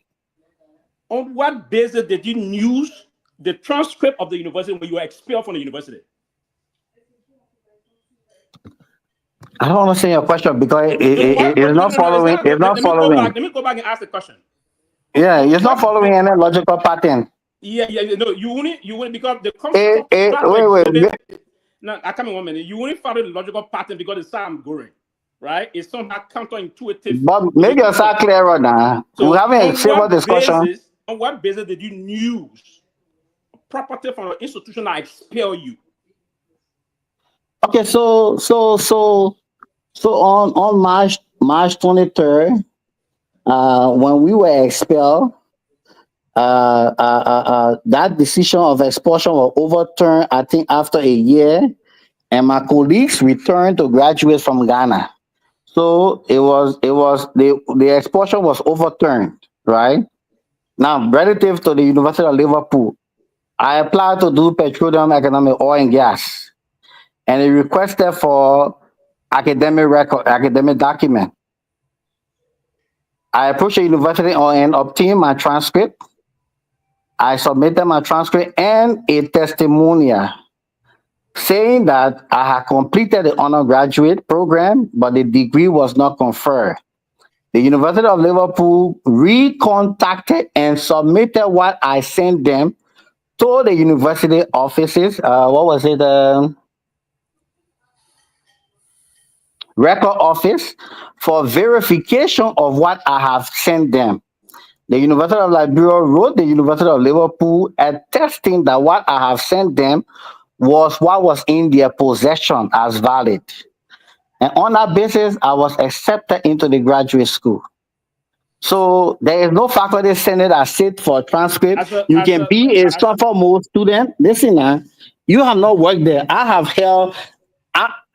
have been a senator at the university, being a dean. You don't need faculty senate to get your transcript. You can be a freshman student and complete your first semester. You travel to any part of the world. You can request your transcript. Your transcript can be sent. Dr. Clenny, real quick. I'm on the website of the Liverpool University here, and it says here, because I work, like I say, as a graduate assistant at the University of Florida system here, and no school will accept you without a transcript that is stamped with your degree on it. But this is what the University of Liverpool says here. It says for graduate program at the University of Liverpool, applicant typically need a complete bachelor's degree with a minimum of a 5.5 GPA or whatever they call that on a 10-point scale. However, some programs may require higher academic achievement, and international applicants should verify the equivalent through the NARC, which is a certified institution that certifies that your degree is legit before you are transferred or admitted. Did you go through that process? Of course, you pass through all. There is no exception to any. There is no exception to the requirement. There is no exception. The University of Liverpool does not admit students through the back door. Dr. Tierney, you said you wrote the school explaining what you did, and the school wrote back. And the University of Liverpool said that's not how it works. You apply, and they send your document through a process, and they verify your qualification. They didn't say they accept letters here. So it is totally different. I'm on the Liverpool website. So what are you referring? What I mean, I'm going to ask you. When I was at the University of Florida, the school system. So you are in the U.S., right? You are in the U.S. Read the admission requirement there. Read the admission requirement again, step by step. I'm just telling you what it said. Did you go through the process of transcript and degree? But do you expect the University of Liverpool to admit an African student without going through due diligence? Sir, oh my God. Sir, you said you wrote this school and you explained to them from the refugee perspective. So someone asked you, says, so you were admitted based on... No. I never wrote the school from refugee perspective. I wrote the school. I applied for the program when I was back in Liberia, not refugee perspective. No, I entered the University of Liverpool 2011. I thought you said from Africa. I thought you said from South Africa. Friends, No. I was here 2011. I went to Liverpool 2011. I was here from South Africa. I went to Liverpool 2010 or 2011. I was in Liberia that time. I came back 2010. No, I left from Ghana to go to South Africa. That was sticking to the Liverpool part. I went to Liverpool from Liberia. From Liberia. I was at the So sorry, Mr. Tenney. If we were to take a drop back to the show, you said when you left, you worked with the South African government for 6 or 7 years, and then you applied From to Ghana. Liverpool University. From Ghana, I went to South Africa. And then you said from South Africa, I returned to Liberia. No. I returned to Liberia 2010. Hello. Yeah. I returned to Liberia from South Africa 2010. Okay, now what he's just saying to about if you went back to the clay, you said from South Africa you came to Liberia, Madam Salif brought you on this special program from the program to the Minister of Public Work on the CSE process. SES program. It was at the Minister of probably those one that's right. Now that we're trying to do things, you misspoke. But you first said you went to there and then you misspoke. Okay, now we'll hold that. But one of the things I was saying quickly, I went to university. Wait now. Your second question, Pewee. Yeah, let me end my second question quickly. I do agree. No, but you need to get clarity on our whole transition, right? Yeah, when you I was with the ministry. I was with the Ministry of Public Works. Yeah. I was with the Ministry of Public Works on the SES program from 2010 to 2011. It was at the Ministry of Public Works that I applied to study the petroleum economics at Liverpool. I gained admission at Liverpool 2011 spring. I resigned from the Ministry of Public Works and left to go do my oil and gas study at Liverpool. I spent 1 year, 6 months at Liverpool and returned to Liberia to do my master thesis. My master thesis was basically on the oil industry in Liberia. I was in Liberia before I went to Liverpool. And after I completed my thesis, I submitted my thesis electronically. My thesis, we went through the whole process of thesis, whatever, and I was clear. And I was given graduation clearance. I didn't go to attend the graduation. My degree was posted. So I was in Liberia when I went to Liverpool. Okay, so my second question quickly. Now it was in Liberia that those documents were requested for. At Liverpool, I was requested to submit a full transcript that will be verified. In fact, first thing is that they will send you a form that whatsoever document, you have to give a waiver that it will be vetted and verified. You sign that form. From there, they request your document, they ask for work experience, they ask for your supervisor letter, and just a whole year. Relative to the academics, you are required to bring your transcript and your degree. In my case, the communication was sent that the degree was not conferred, but the courses that gave rise to the undergraduate program were completed. So they requested a subsequent transcript and they asked whether it can verify. And they did their own due diligence, wrote the University of Liberia. Whoever they wrote there, the University of Liberia responded and verified the paper that I submitted to them. After a month or so, my admission letter was sent that I was now admitted into the program. It means that they have done their due diligence. University of Liverpool is not Cosmopolitan University in Ghana. Dr. Can I ask a clarification question, please? Yeah, Dr. Tenney, okay, 1 minute. Can I ask for clarification, please? Yeah, go ahead, Garguah, go ahead. Yeah, Rouse, yeah, right, you go ahead now, ask my question. You did mention, because you said a lot of things. I think there's lots of discrepancies in what you're saying here, right? And it comes off as though you align. I gotta be honest with you. You did mention that you got accepted. You mentioned being expelled. Then you also mentioned based on amnesty. So can you explain the amnesty part? What was because you mentioned amnesty. What was that about? When we left to Ghana, Amnesty took up our case. And the first thing they wanted us to go back to school. They wrote the University of Ghana, Legon, and Legon said they could only take us as freshmen. Amnesty, they never had resources, and then they were taking us as freshmen to pay foreign currency as foreign students. So the University of Ghana refused to admit us as where we were. And Amnesty could not foot the bill for us to start at fresh. So yes, there was some intervention of Amnesty International because there was a case filed for all of us that went into exile. The 11 of us, there was a case filed by Amnesty International in London. So Of course, one of the questions they asked why was a degree not conferred, and that reference about the case was made, and they also double checked that with amnesty and was consistent with what I said. Can I ask my last question, Mr. Yes, Moderator? go ahead real quick so we'll move on to I'll go ahead. Yeah, thank you.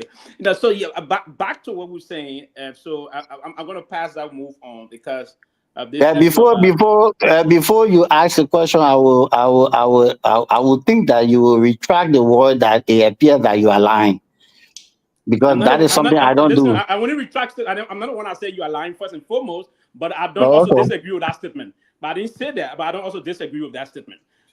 But let me quickly move on to don't conclude on this that you don't have a first degree. Never ever had a first degree. But I've never said that. I've never said that in any capacity anyway. Yeah. Do you also agree that it's strange to not have a first degree and move on to have masters and PhD?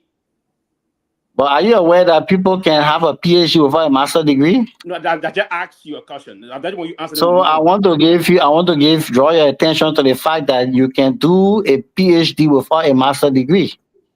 You can do a PhD without a master's degree. Yes, you can. Quickly, you said you 2011. And I will give you a reference. Former President Ophelia Weeks from Florida. Florida.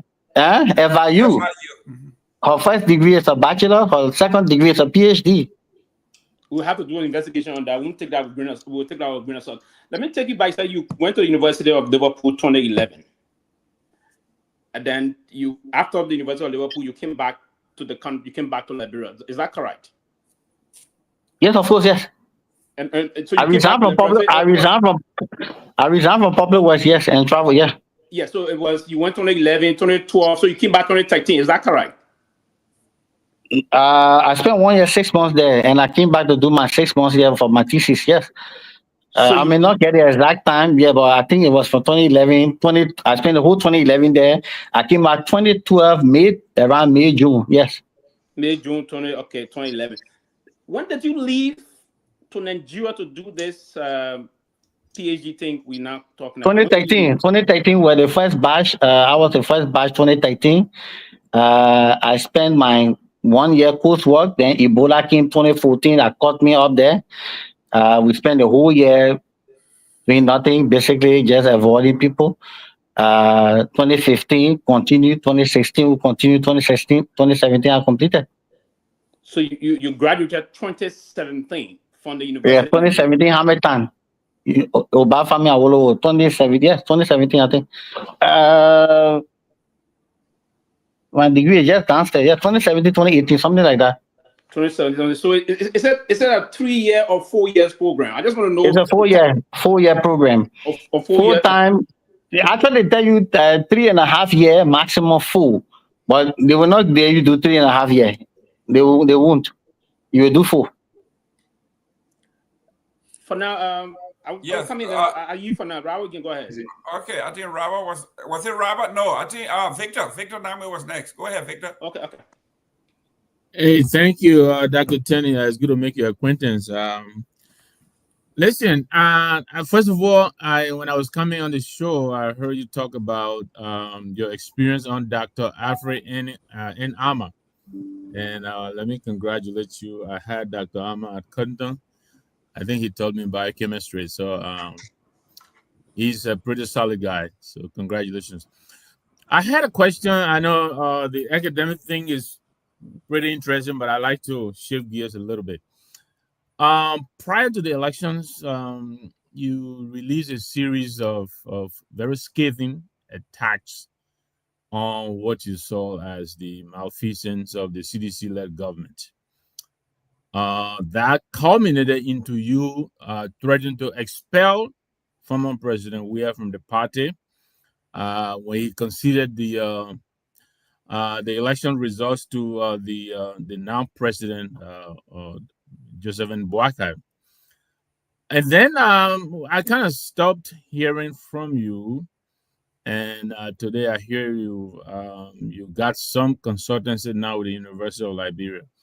Some would say that you come at these things in moments when you are down and you may be looking for recognition.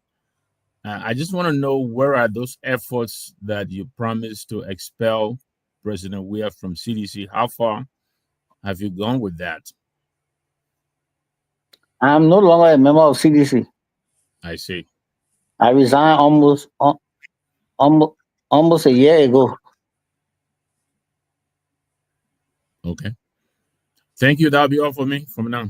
Thank you, Great. gentlemen. Let me go to Lofa. Lofa, you next. Thank you. Mr. Tenney, I want to start with your narrative on, and I'm going to, again, deviate a little bit. I'm going to go back to your degree here.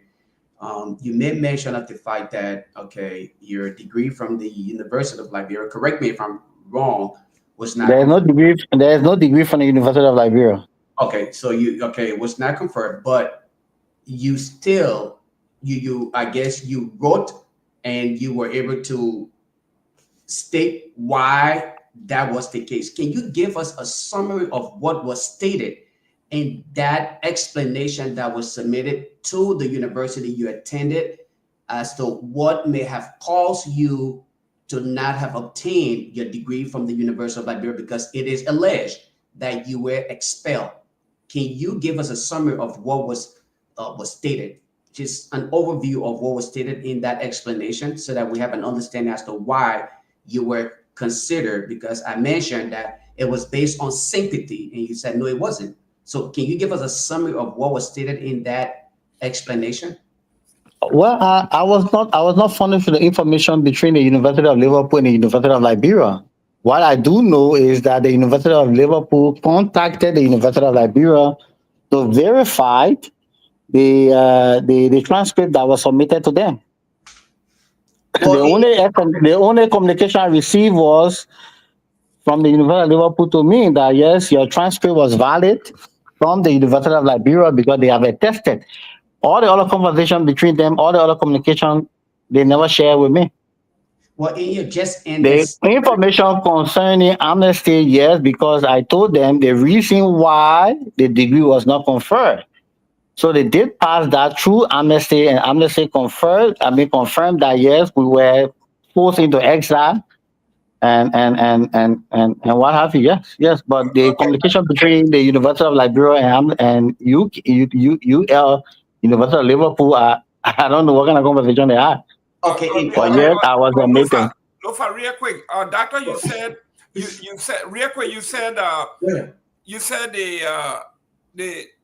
you were it's agreed that you were expelled. Were you expelled from the University of Liberia? All of us that were part of the student leadership. No, I'm talking about you. I'm talking about you. Were you expelled? Yes, all of us were expelled. Okay. We all were expelled, went to Ghana, and after the comprehensive peace agreement, the expulsion was overturned by the interim government at that time. It was initially we were all expelled. Yes, all of us were expelled, and then it was overturned and reduced to suspension. So initially it was expulsion, and then it was overturned after the interim arrangement, and then it was downgraded to suspension. Yes, we all were expelled. Yes. Alfonso Nimlan, Uriah Stepo, Socrates, every one of us. Even the current president of the Liberian National Bar Association was also in that category, Bonavama, Councilor Bonavama. Lofa, back to you. So, and just for the sake of clarity, this is not a part of my second question. For the sake of clarity, you're telling us tonight that as part of the amnesty process, there wasn't any form of interview conducted to obtain information on your expulsion and why it led to you not having to have obtained or to have had degree conferred. Is that what you're telling us tonight? Because in the entire process, they would have had to have done some kind of inquiry in order to have a better understanding as to why it ended up in that way in order to make the case for you. Are you telling us tonight that did not happen? So you furnish your information, right? You did an application. You expressed interest in enrolling in one of their programs. They sent you their requirements. one of the requirements was submit your degree and your transcript. In my case, the transcript was available, the degree was not conferred. Okay. The next question was why it was not conferred. The explanation was we were forced into exile, and because of that, the degree was not conferred. And then amnesty was brought into the discussion that they can attest to the fact that we were forced into exile. The conversation for verification between they and amnesty was between they and amnesty. What I furnished them was what was in my possession, my transcript. They sent a form that I must attest that they were verified through the University of Liberia, through the mechanism, and I agreed. So thank you. So Mr. Cheney, that's good. I'm glad that you were able to make that clarity. So in short, you did not disclose that you were expelled as part of the reason why your degree was not conferred, and that is the reason why you were at that position. Instead, you used the fact that you were in exile as a reason for which you did not obtain that degree. Can we say that is what it be based on the just explain reason why, okay, they played that role was because you were in exile. You did not state, all right, in your reason that you were expelled. But the question of why the degree was not conferred was because I was in exile. Which explanation you want? I don't understand. What are you trying to get at? So the degree was not because of the fact that you were expelled.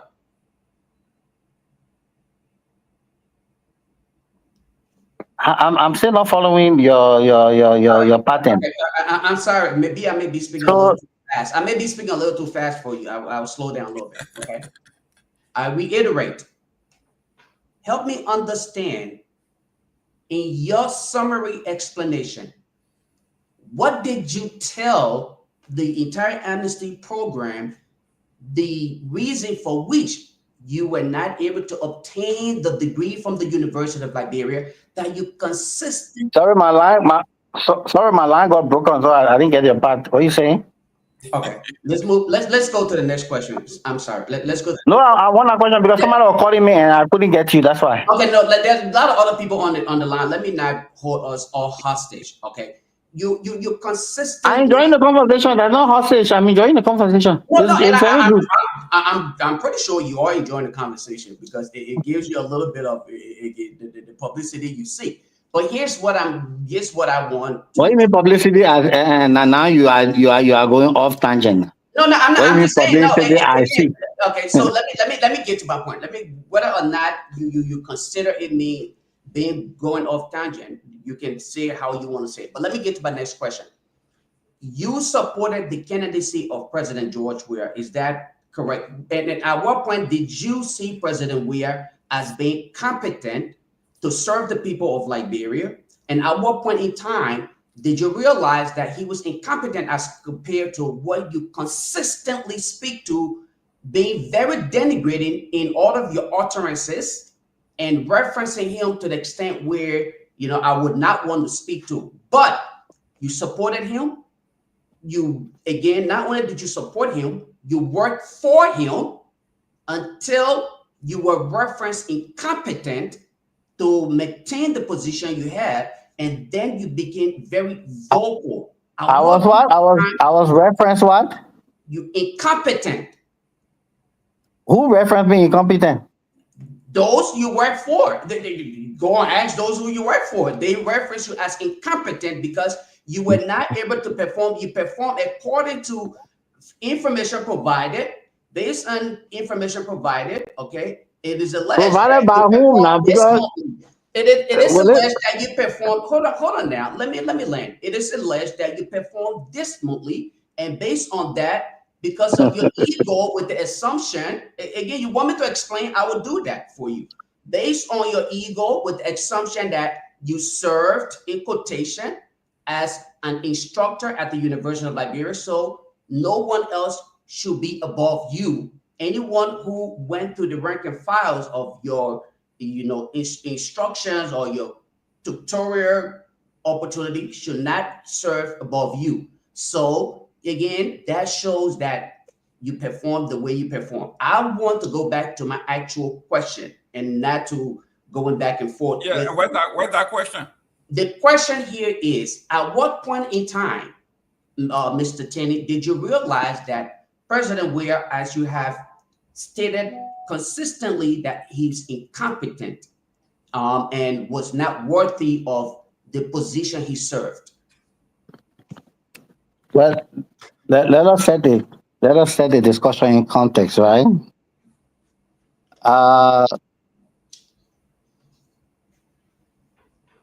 I practically ran no car during our appointment. I practically ran no car. You can ask every board member. You can even ask the Safwa May grade lady. I practically ran no car. I was the only one amongst the four who had knowledge in the industry. I was the only one.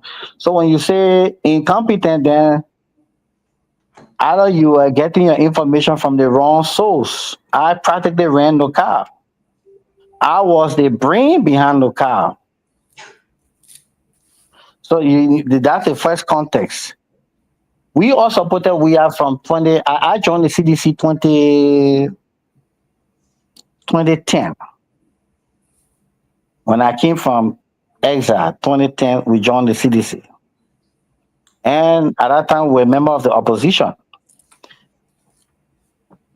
We navigated ourselves in the opposition for almost 6 years until 2017. We marketed and the Liberian people accepted the product. He became president.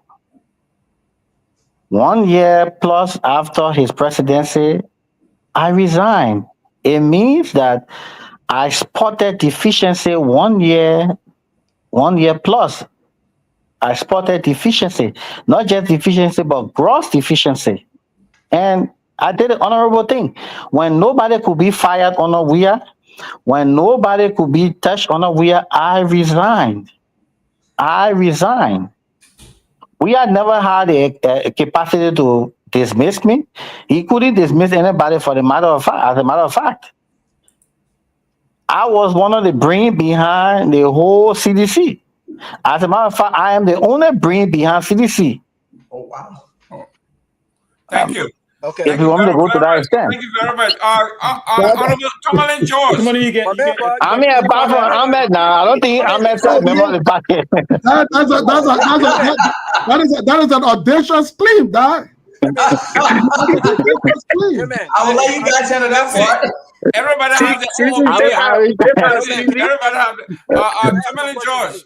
Can I ask? Do you want me about Tomalin George? No, the chief were here before you. I'm going in line, man. No, Rava was here before me. What? You were here before me? No, you were here before, Rava. But you can yield. You can yield to him. Okay, Rava, go ahead. Go ahead, Rava. Go ahead. Tomalin, thank you. Because Tomalin, you know what happened, no?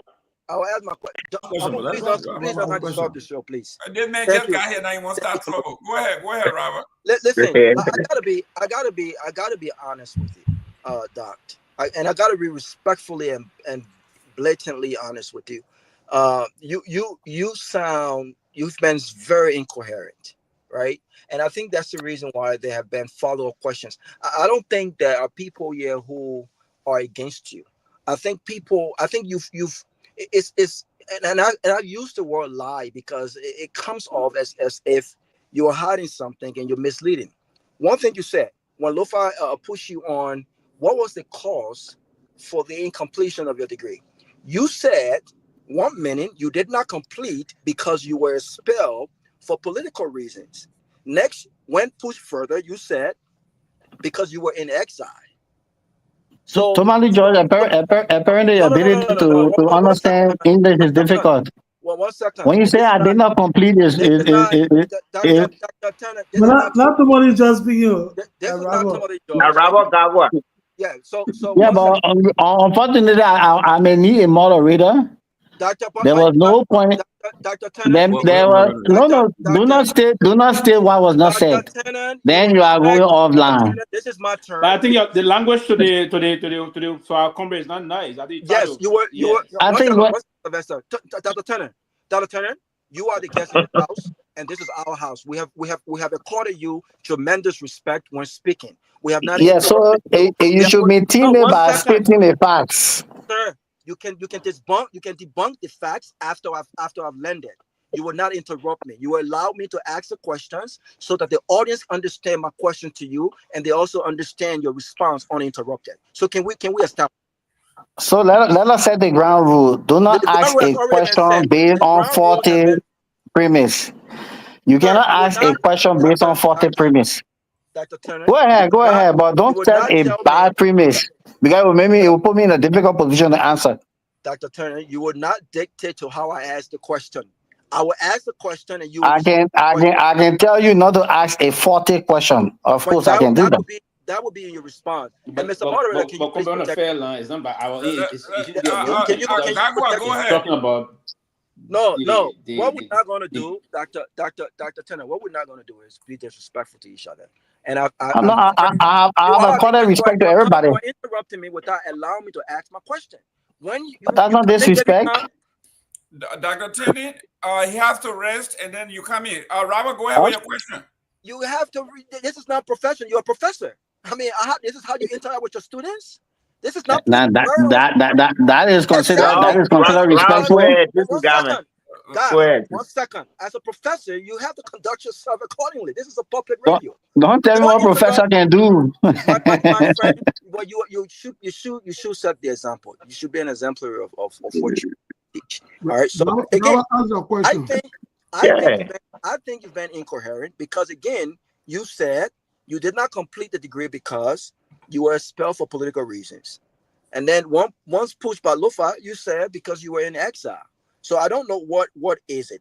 You also said something when Lofa asked you, when did you realize that George Weah was incompetent? Because there are those who did not support George Weah, like the Unity Party folks, who said that George Weah was incompetent from 2005.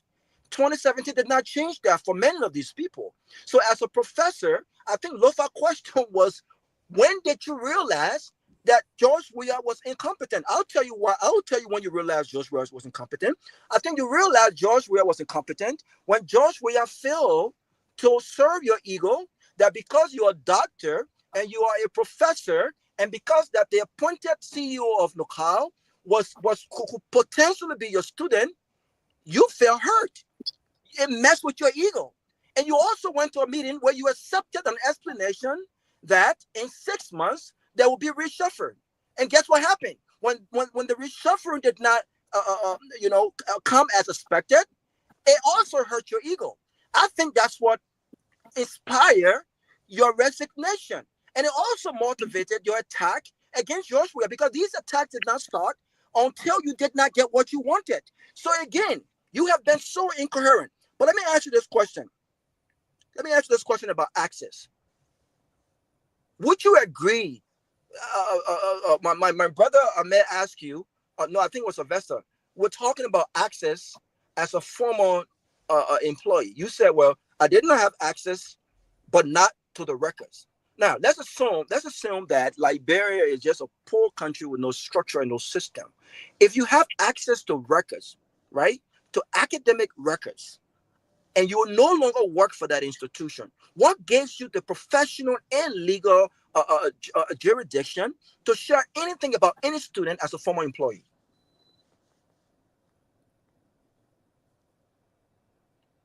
Is that the question you've been wishing to ask? I've landed. Ask the question. Answer the question, sir. First of all, at no point in time have I been a former employee of the University of Liberia. I've always been an employee of the University of Liberia. I am, like I said earlier, a full professor, not an assistant professor, not an associate professor, but a full-time professor, a tenure professor. That means that apart from my duties as a professor to teach, I have other responsibility to ensure that the university work in a harmonious state. So I have always been an integral member of the employ of the university. Relative to your premise you were stating, and apart from English, I have no other way of explaining things the way I explain. The degree of Bachelor of Science was not conferred the curriculum for the Bachelor of Science degree was completed. Simple as that. I did not ascribe unto myself at any point in time, like others could have done, to confer a degree on themselves. The degree was never conferred. The courses were completed for the conferrer of the degree. Simple as that. On the basis of that, I was accepted after the University of Liverpool independently did their due diligence. I'm not part of the committee that started to do the due diligence. Dr. Tennant, let me correct you. Let me correct you because I work. You can correct me on a process that you're not a part of. No university does background. The credential piece is done by an independent institution. The university does not get involved physically to call and say, how does this student fail in this course? It never happened. And on the website of Liverpool University, they spell out the process. Wait, my brother. Do not speak as if you are a reservoir of universal knowledge. No, at the University of Liberia. Wait. I don't like when you speak as if you are the custodian of universal knowledge. Absolutely. At the University of Liberia, we have no entity apart from the university system that enroll and accept students. We don't outsource any of our processes outside. I'm not talking about Universal Liberia because so you cannot say universal. Dr. Cheney, you said you are a full-term tenure professor, and then you turn around, you say you are a consult, you hire as a consultant. That is a contradiction and it's illegal. You cannot be a full-time employee of the university and then a full-time consultant. These are discrepancies we are talking about here. And let me, before you continue quickly, let me just provide my brother. So listen here, right? Sorry, Mr. Tenney, 1 minute, please. Wait. What we need to understand, right? What we need to understand. What we call double dipping. You brought an important point just now, Gimen. The university got rid of what the government referred to as double dipping. The university has never gotten rid of that. At the time in the University of Liberia, you have government officials teaching. It has never. No. Wait. Employee and be a consultant. Sylvester, that is not true. You see, when you come on this kind of platform, listen to me. When you come on this platform, you speak as if you know what you are speaking with accuracy. I am an employee of the University of Liberia. I have served on the faculty senate. Can you be an There is no law that prevents double dipping. There is no law. It's a law. Can I ask my last? One minute, Robert. But Mr. Kim, I have a no. Let me ask you come earlier, so wait for your turn. Go ahead. You got 30 seconds. 30 seconds. I will clarify 30 seconds. The PFM law is completely against double dipping. And you have to know this. The PFM law stop to double dipping. You cannot be an employee of the government of Liberia and work full-time in another government institution. That's what I'm telling you that is not the case with the University of Liberia. I will give you classic example. Let me ask my last question, Mr. Tan. Wait. Now you're talking different things. Robert Garguah, let's go. Let me ask my last question. You are talking different things. It should be and it is are two different things. Okay, doctor. Then you violating that. Doctor, and then you come in with transparency. You say you give Pewee, give Robert Garguah a second question. And that I want to challenge you. I want to throw a challenge to you real quick. I will sponsor a one-on-one. If we can do a one-on-one with you and I will be glad to do that. I beg your indulgence. But you said something, and I hope when you come back, hopefully, we have more time to discuss because there's a lot of things we need to discuss. But you just said that you don't speak no other language but English. Well, unfortunately, I don't speak Basa either, but you don't sound too eloquent in the only language you speak. I just want to put that out there. So I think again we need to be respectful. We need to be respectful. But you said something that I thought was disrespectful to a woman. You just said that Gail man cannot speak as a custodian of anything university. You are not an attorney. You are not a professor at law. But you just stated on this very platform that Safwa Gray, only because she was appointed as CEO and as your boss, and the fact that she was a young woman, even though she's a professional lawyer in Liberia, that she could be your student. Well, you're not a professor of law, so how could Safwa Gray be your student? The degree of law at the University of Liberia is a first degree. Okay, so how could she have been your student? I said she was not even a student of mine. She's not because I only teach at a graduate school. So you said it means I only you asking question, right? You asking question. No, because I think again. I don't want you to hide behind the sympathy of young woman or old woman. I'm speaking to the issue. Said it.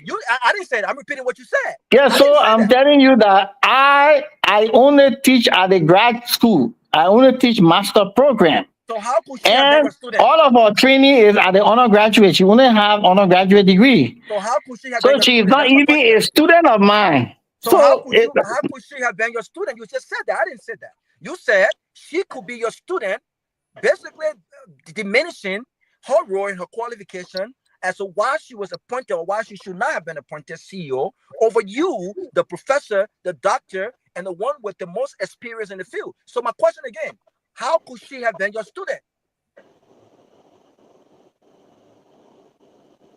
You know, I'm trying to figure out how to explain a simple thing in simple English. Probably there where your limit is. Okay. Right.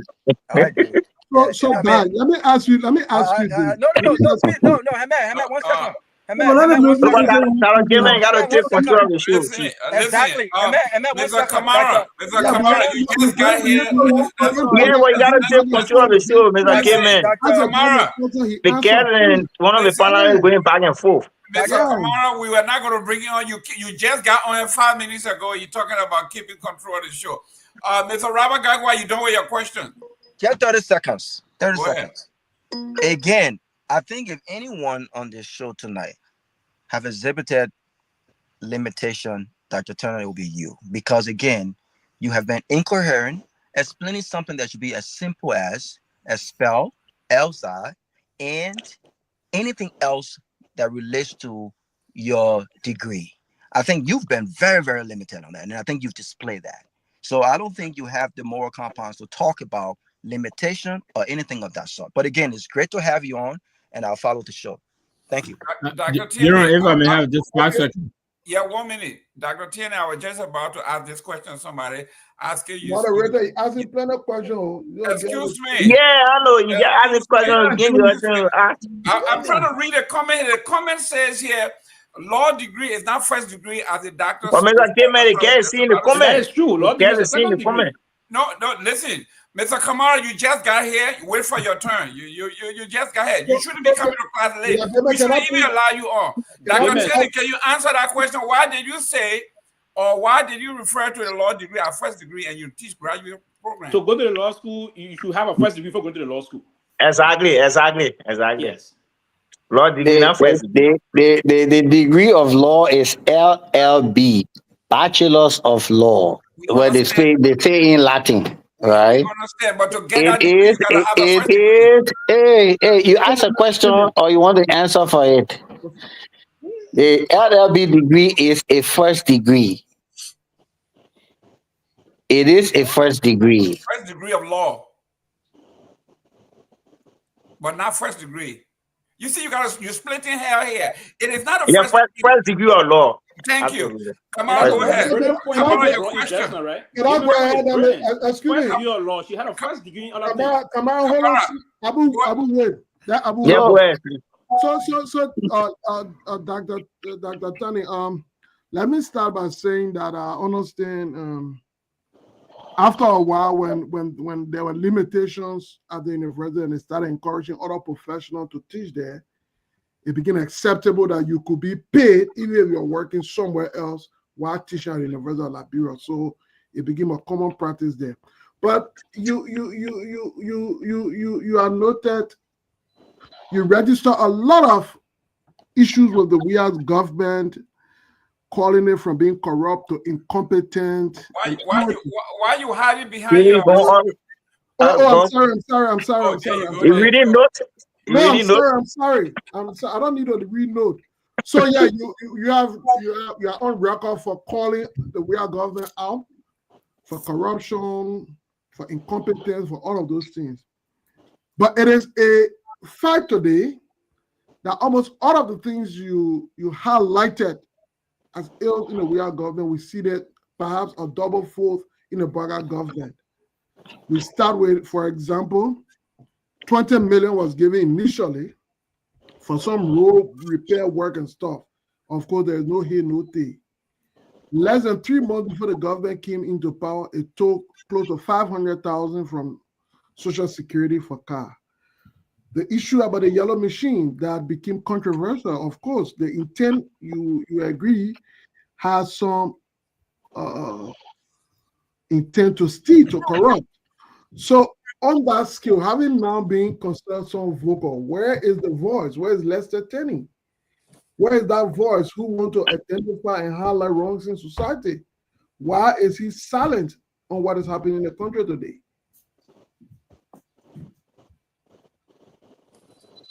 So when does one consider as corrupt?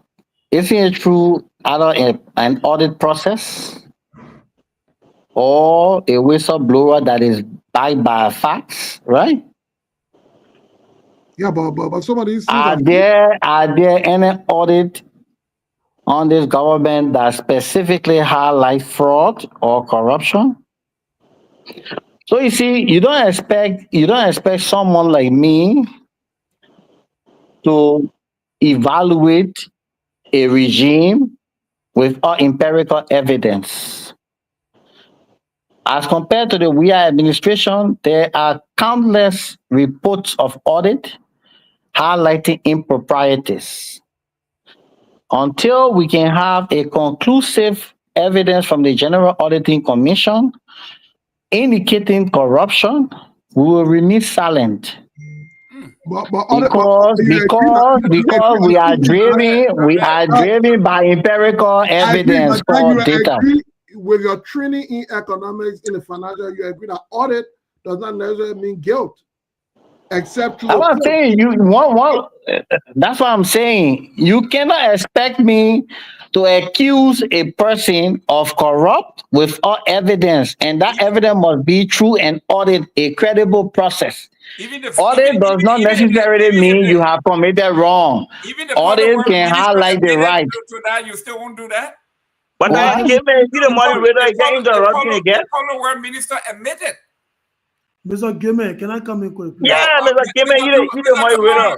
Mr. Kamara, go ahead. I know but you. Then Gimmer who's saying that all universities must have a separate entity for enrollment. So you expect Gimmer to be empirically thinking? Mr. Tierney, I just told you that Steve, you gotta wait, my man.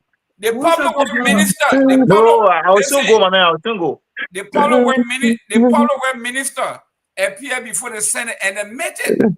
So what evidence? Admitted that he stole money? Yeah, greetings. Was that admittance to theft? Go ahead, mismanagement. Let us set the record straight, right? Let us set the record straight. Mm-hmm. I personally have not seen or observed any form of improprieties on a level that is compared to what George Weah government has. No, that is no. There is.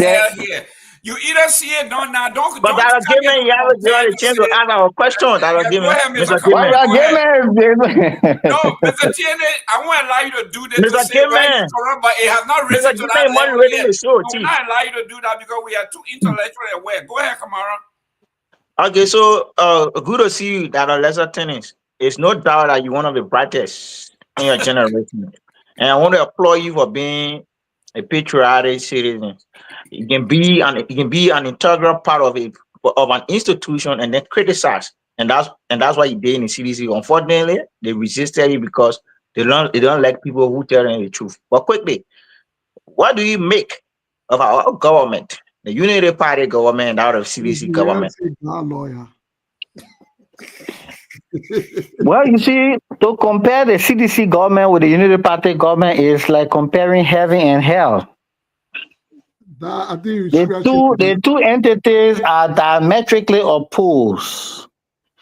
You cannot in any reasonable realm compare CDC with this very well, very organized, very erudite regime. The Unity Party government is one of the best gifts Liberia has received from heaven. How can you even compare? What is the yardstick of comparing the CDC with the Unity Party? There is no yardstick. The CDC government was you said. Dr. Tierney. No, but Mr. K-Man, you can't do that. You keep doing that. You might erect the show. I had to erect the checkpoint because no, but you are not the one to erect checkpoints. What are you saying? Listen, Mr. K-Man. Mr. K-Man. 18 months Mr. K-Man. No, but Mr. K-Man, you can't be doing that too. No, Mr. Kamara. You can't be doing that. The guest, whatever the guest says there is for public consumption, not for you. Whatever the guest says is for public consumption. Allow the public to judge as to what he's saying is true or not. No, you're not part of the public. You hosting the show. You have to listen, Chief. You have a couple of times to speak and you spoke. Nobody interrupted you. You can't be doing that, Mr. K-Man. No, you can't be doing that. No, Mr. K-Man, you can't be doing that. If you want to put me in the fight, do so. I ask question and it's my follow-up question. You can't be doing that. Go ahead. You can't be doing that. You moderating the show. I put that question to the guest, and the man is responding. Mr. Kamara, when we are comparing, you compare 18 months to 18 months. You cannot say the entire government to this. No, we compare 18 months to 18 months. We are discussing governance. And you said up to this point, right? Up to this point, right? No, but you listen, Mr. Gibman. Will you agree that you were comparing? You will say up to this point, right? Mr. Gibman. This show is a unique show. The essence of this show is to sensitize the people about happiness across the country. We have a guest who is very knowledgeable about governance. He has come to state his position. No, but you can't be doing that, Mr. Gibman. You have to listen. It's my turn to speak. I'm asking you a simple question, and you are doing comparison. Why you be asking me a simple question when I'm one of the panelists? Wouldn't you say 18 months to 18 months? Wouldn't that be the fairest thing to do? I said, let me repeat what I said. And I'm not sure you are the one to answer the question. The person who's supposed to answer the question is the guest, not you. No, you can't be doing that. You can't be doing that, Mr. Gibman. You can't be doing that, Chief. I did. You can't be doing that. Mr. Victor, now your turn. Thank you, Mr. Moderator. Hey, Dr. Taney, I got to say, yeah, you're holding your own tonight. This is a pretty tough panel tonight. So kudos to you. But let me ask you this, and I'm really trying to give you an opportunity here to redeem yourself. I think you pride yourself on integrity, transparency, doing the right thing. I'm hoping you misspoke a few minutes ago when you said being a full-time professor at the University of Liberia and a consultant is double dipping, but it is not against the law. It is illegal in many places, even here in my state of New Jersey. It is prohibited because you take it to pay from the same government, which deprives other people, especially our poor Liberians. It's a violation of the PFM law. It is. So I'm hoping you misspoke, and I'm giving you an opportunity to please explain yourself. No, I didn't misspeak. I didn't misspeak. For the case of the University of Liberia, right? Because of the issue of human capital formation, professional people are allowed to work in whatever environment, whether in the public service or in the private service, and still be paid for their contribution to knowledge formation at the University of Liberia. As far as I'm concerned, there is no record of double dipping because the faculty association resisted when those issues were elevated, that you either choose whether you want to work in maybe Ministry of Finance or teach at the University of Liberia. That discussion was managed and the decision was reached that you can be a full-time employee at the Ministry of Finance, the Ministry of Education, the Ministry of State, and still receive a full-time pay. The only exception was if you have a presidential appointment. Other than that, you can work as a director of budget at the Ministry of Finance and be an assistant professor at the University of Liberia full time. Yeah, what Let me push on that quickly. No, just before I pass it on, Dr. Tenney, let me just say this, and again, this is out of the most respect, but I will challenge you tonight. If this has been normalized at the University of Liberia, it is wrong because it deprives a lot of people. I am sure there are a lot of qualified people who could do some of what you're doing. So I'm challenging you tonight to please help us fix that as one of your tasks at the University of Liberia. Thank you. Well, let me also say this one, right? We may think that we have a whole lot of people who could fill in the void, but that is not the case. That is absolutely not the case. We have low human resource in terms of capacity at the university. Most of those who teach at the university are permanent employee of other institutions, either the government institution or the private sector. In theory, that should not be the case. And I agree with you that double dipping in itself is not peculiar, especially for academic institutions, but in our case, because of the limited capacity and the shortage of human capacity, it has been allowed. The alternative is you will relinquish your position as a teacher or you downgrade your status as a part-timer. But then you have a sticky issue. Organized labor, the University of Liberia faculty will resist that. And so that is the new, what you call the new normal. That's how it has been, that's how it is. Let me push so back. In my case, as a full-time professor, I'm allowed to, apart from teaching, I'm allowed to supervise thesis. I'm assigned at a graduate school, right? But given the scenario that I have just stated, I was eligible to do a consultancy to act as the acting head of the enrollment, the OES, Office of Enrollment Services, for a 4-week consultancy, a paid consultancy. Let me push on that, please, Mr. Tenney. I don't want to push on something that you're not. Have you taught the University of Liberia, Sylvester? Give me, yeah, please, thank you, man. You have never taught the University of Liberia. So I don't know why you keep talking about things that you have no knowledge about. I'm telling you what it is because I'm there. You see, Lester, let me say this to you, Mr. Tenney. I don't have to teach at the University of Liberia to talk to you. Oh, you don't know the rules there? I'm telling you the rules. I am a. They telling me no. How can you tell me no when you're not there? I am a graduate of the University of Liberia. But you are not in administration. Right? Please graduates don't make rules. Please hold on. I don't have to be. No, you cannot learn. He keep saying the wrong thing, and you want to market the wrong thing as if it is true. You are not in administration. You have never held an administrative position there. Thank you. You have never held a teaching position there. But then you want to tell us how the place is run. And give someone who is there for 15 years. Thank you. I'll take it from that. Yeah, these are things that we moving around. Let me indicate, when I work with the General Auditing Commission, first and foremost, when the whole thing came about the PFM law, the double dipping, the GSC have conducted. At the time, it was the system audit, Mr. Nambi and the rest of the folks here. The GSA has conducted, and never the whole situation about double dipping thinking. University was highlighted seriously. It was a vast, and the Madam Salif administration at the time, the Minister of Finance, they were advised that they needed to take care of the issue of double dipping.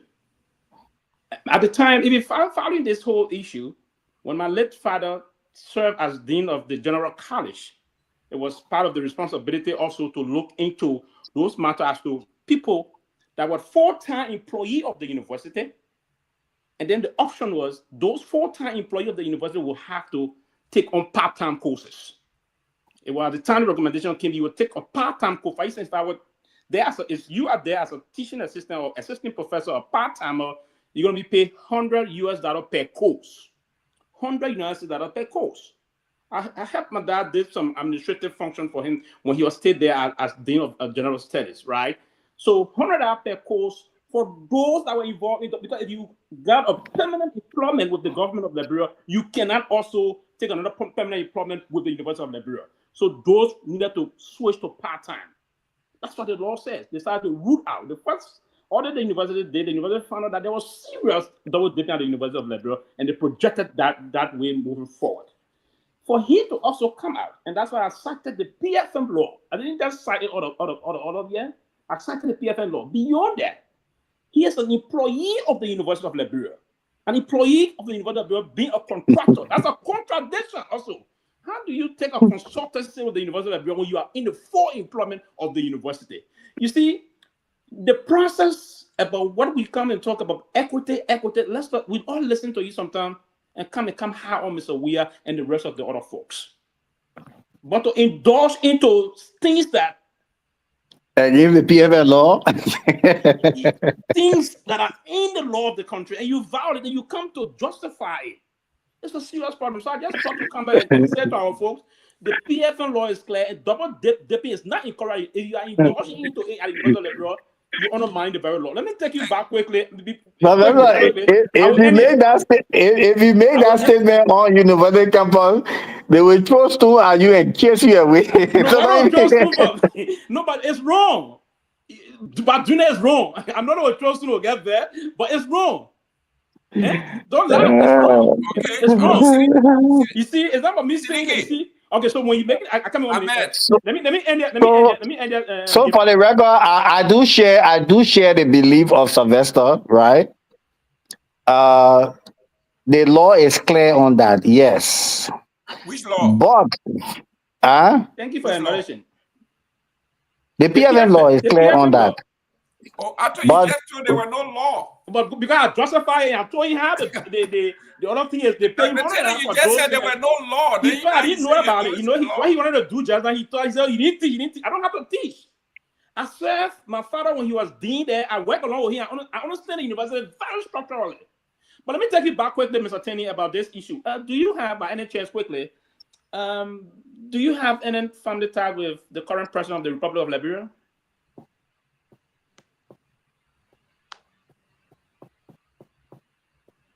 You mean the President Ball guy?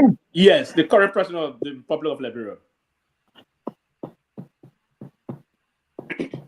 I would prefer not to speak on that. No, I want you to speak on this for some. It's important that you speak today. It's important, and the fact that I want you to speak today is very important because there are a lot of. I got few other things to say after this. I just want to test your sincerity. Are you okay? So I am from Lofa. My father from Lofa, and he's a lawman. And we call the Gisi people uncle. Mm-hmm. So within that context, the president is an uncle of ours. Did you live with him? That context. Did you live with him? When we speak about living with him, at some point in time, we live on the same rehab road. And on many occasions, yes, I did sleep in his house on several occasions. Did you live in your house and live with him? But sleeping in a house is practically living with him. Did you live with Mr. Boakai? There you go. Don't split hair. I didn't live with him, but I used to spend time there. Yeah. Okay. I just want to know. I don't want to know this. I'm asking the reason why I put this question today. Based on the reason why he's always going after Mr. Weah. Because he started this part. He said the best government on earth is Baka government, right? That's what he said. Yes. They got some family relationship. It's part of the reason why he's just always attacking Mr. Weah for no reason, because he's a family and the relationship. Listen, man, the relationship. I did spell the relationship that in Lofa, the Gisi people are the uncles of the Loma. I'm a Loma man from Lofa. So then Boka has a relationship with you too. No. He's your uncle.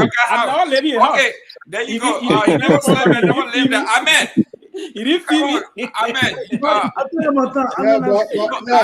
I gotta wake him up. Amen. Go ahead. Are you? Anyway, I mean, it's revealing tonight to. I will not speak again. It's revealing. Amen. You can do Rwanda. Don't worry. To know that Dr. Tenny uncle is the president of the Republic of Liberia, and he label him, and he's the uncle of all the Lomas. He label him. And the reason why I think in all fairness, is he also Sylvester? Is he also Sylvester uncle? I think in all fairness, there's not a symbolic uncle. There's an uncle of blood relationship because it's beyond the traditional uncle. It's beyond traditional uncle. No. I'm not a Gizi. I said I'm a Loma. But to sleep and we need to be accurate on how we disseminate certain information, right? I stated for the record that I am a Loma, and traditionally the Gisi are our uncles. The subsequent question was whether I live in his house, and I did mention that I slept there on several occasions. His children are my junior nephews. Relative to blood relationship, no, I have no Gisi blood in me. But by tradition, they are our uncles. So, have you been President Boga is the uncle of Sylvester Pewee and myself. Have you been offered a job at this thing? But what about I say Pewee? They don't put Pewee in the thing. But what about Lofa? We're talking about you. You always want to stick somebody into your own quagmire. But people when Lofa, you want to deny the man his heritage. Siliki, go ahead. No, my traditional uncle. I accept that. Siliki, come on, let's go. Okay. There you go. Go ahead, Siliki, go ahead. I was saying I've been talking here today. Yes, Sylvester Pewee.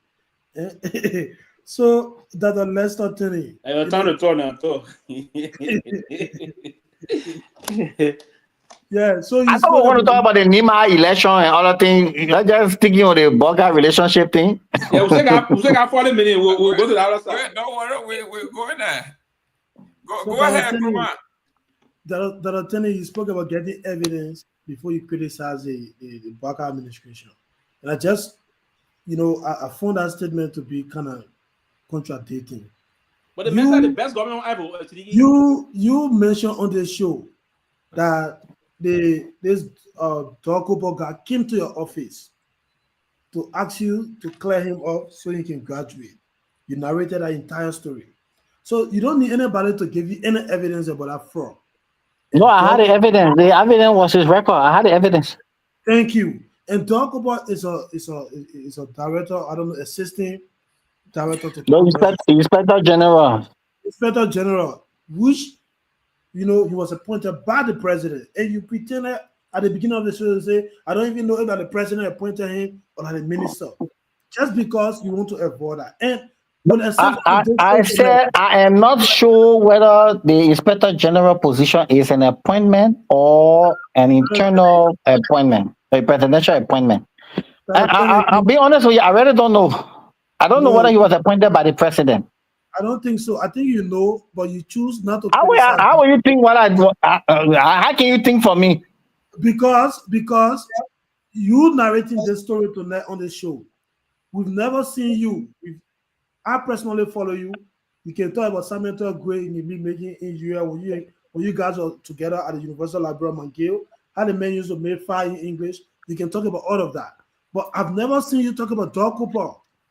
Incident until today. You narrated on the show that Torgbean came to you. With the exception of this show tonight, you are not on record of talking about then you have not followed my discussion on Torgbean. I was the one who highlighted the dog Copa incidents. I was the one. It's I not you. highlighted the dog Copa incident after I saw him on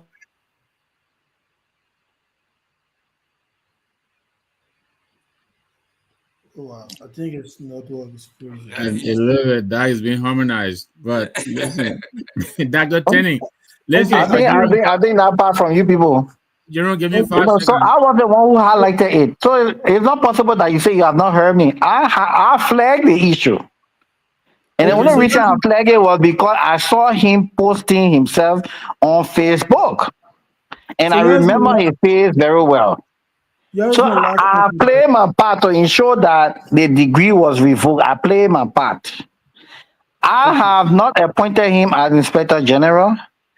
I don't know who appointed him as Inspector General. I am saying that whether it is either the president that appointed him or the Minister of Commerce. If it is the Minister of Commerce, it is the minister's responsibility to withdraw the confidence she reposing him because the job has integrity attached to it. I cannot ask the president because I am not aware whether it was a presidential appointment unless I do some homework. No, it was. If Dr. was a presidential appointee, if he was a presidential appointee, yeah, he was appointed. Obviously, when I have conclusive evidence that he was appointed by the president, there will be a podcast indicating that he should not hold such a position. But again, it is just a podcast reminding the president that this guy has been expelled for integrity issue. But I am honestly saying that I don't know whether he was appointed by the president. Yeah, he was actually appointed by the president. He was appointed. Your last question, go ahead. Yeah, my last question. So, Dr. Tenny, my last question will be about your master program that you spoke about.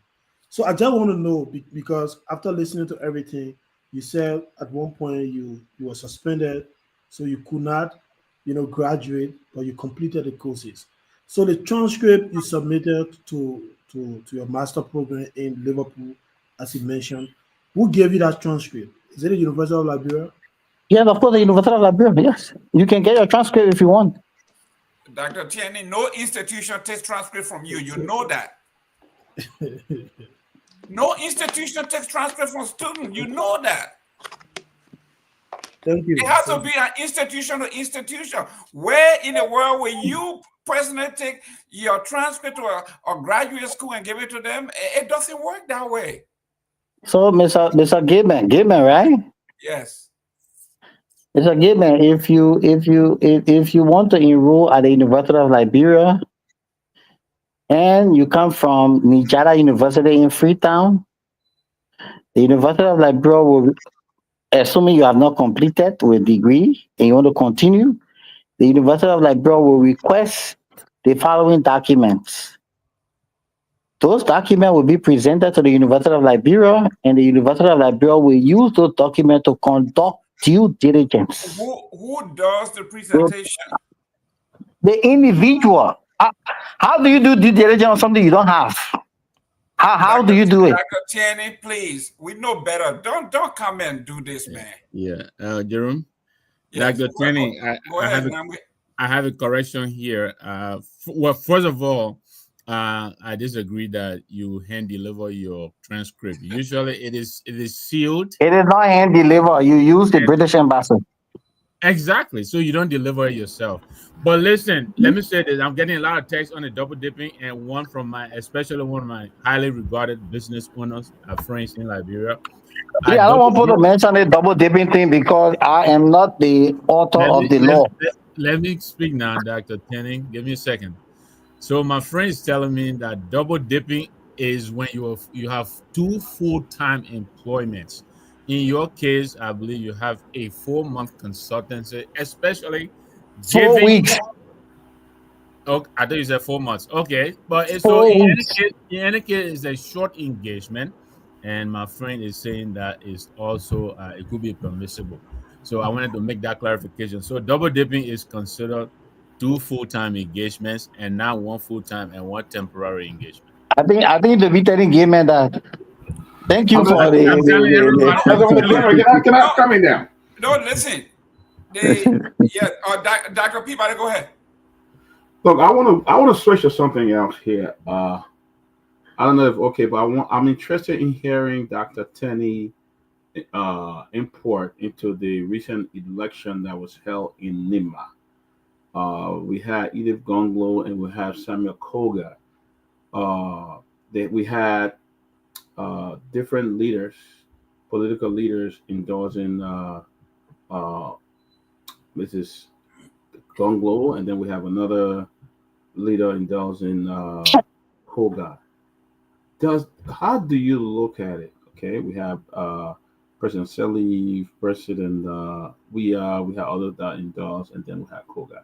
And then one of the things we talk about why it go was if any like a Vice President Cohen does Koga, and then Koga won. Koga won with a massive victory. Do you think Cohen influence have really accelerated in Nima? I mean, especially with his endorsement of Koga, and then with the other endorsement of of Mrs. Gongloe. What do you think? I want you to chime into that. So you see, Nima has 9 districts. District 1 to 9. Spread throughout the county. The politics in Nima has always been a politics of tribe. There are several different tribes in Nima, but predominantly you have the Mana and Gio. So representation in Nima has, especially at the senatorial level, has always revolved around those 2 tribes. There are other minority tribes, the Day, the Mandingo, the Crown at some point in time, right? So it has always been about tribe. People have voted on tribal lines. That has been the politics of Nima. I don't want to take you back before the war. I want to take you back in recent time during Madame Salif's time. Nima has, I don't want to use Prince Johnson as a yardstick because Prince Johnson, nobody contested against Prince Johnson.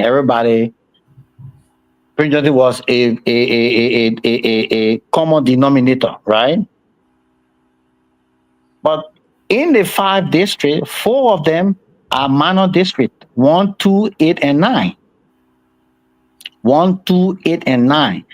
2 of the 4 are exclusively minor. The other 2 are liberal minor, right? You have 5 districts that are predominantly Gio.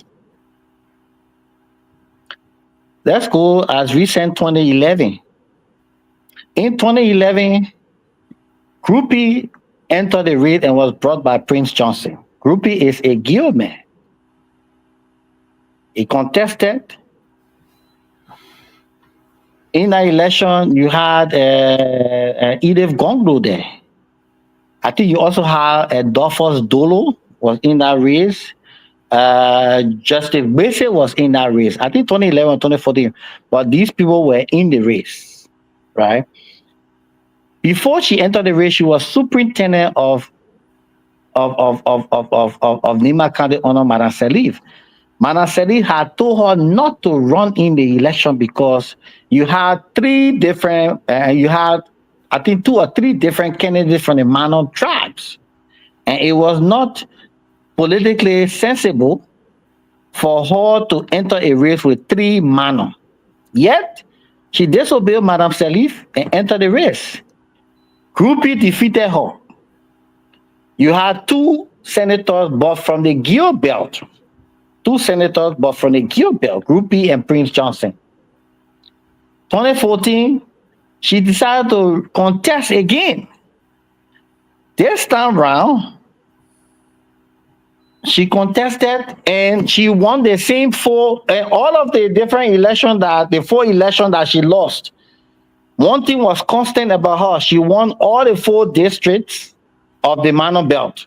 1, 2, 8, and 9. District 3, 4, 5, 6, and 7 are all Gio districts. The 4 times she contested, there's a pattern that she won all of the votes.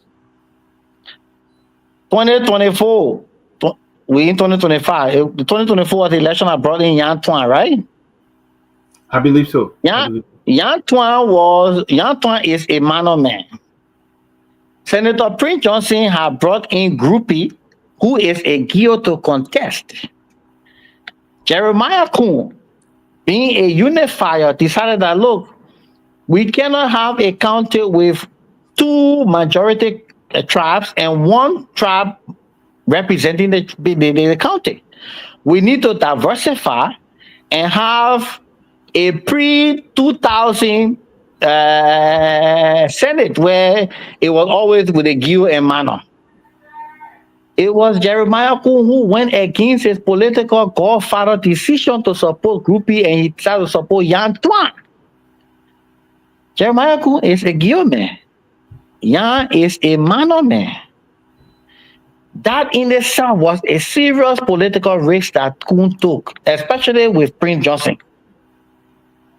But because Kuhn knew that you need a county with equal representation with the 2 major ethnic groups, he decided to put his support behind Nyan Twan. Apart from the 4 minor belt that Nyan Twan won, he won District 3. I think District 3. That was how, through the influence of Jeremiah Kuhn. No one saw Jeremiah Kuhn as being a divisive person when he supported a minor candidate against his Gio candidate Groupie. No one saw it. No one saw it as divisive. Fast forward 2025, Prince Johnson died. A vacancy exists. You have a minor senator sitting already. Do you expect Jeremiah Kuhn to follow the irregular path of 1 tribe representation in Nima? Do you think that would be politically healthy for a big county like Nima to have 1 tribe as the senator? Kuhn decided to throw his weight beyond Cougar. A Gio man. And he campaigned for Cougar on a platform of equal representation. Cougar have won. People call Kuhn divisive. They call Kuhn all sort of narrative. But the question is, are they being fair to themselves? When Kuhn supported a minor candidate, he was not considered divisive at that time. He was a unifier because it was the minor people. Don't forget. Let me carry your attention back. The election that Cougar lost, he lost against Groupie, who are in the race. Gbese was in the race, and there was a consensus among the minor people that Gbese would have been the candidate. Either went in the race again through the instrumentality of her brother K1. She went in the race, divided the minor vote. There were, I think, 3 or 4 minor candidates in that race. Divided the minor votes. You understand? There is a lady who brother was the lawyer for the bill to the house that called for the division of Nima into 2 entities. Are you aware that there was a bill on the floor for Nima to be split? Who was the lawyer of that bill? Nyenwolo Gongloe. So when people talking about somebody causing division in the country, it is the Gongloes who are noted for that. So are you saying that the Gongloes don't have a major setting in Nima? But I want you to make this in short. So now with the election, you have 2 presidents, you had a vice president endorsing. So it shows that the vice president. My volume just dropped. Huh? No, we can hear you. I can hear you. Somebody was calling me and then they just cut the volume off some kind of way. I don't know. We can hear you. Those are you in the technology thing. What do I do? We hear you. No, we can hear you. We can hear you. But I can hear you very well. Okay, go ahead. Just leave and come back. Yeah, let's go ahead. Just leave and come back. So you're saying that they wanted to divide Nima. Why? Why they want to divide Nima? Why were they built to divide Nima? Every time a minor candidate in the case of Kehleboe Gongloe lost an election, there's always this drum beating of division of Nima County. And it is always spearheaded by the Gongloes. Nima has always been an entity unified by tradition and culture.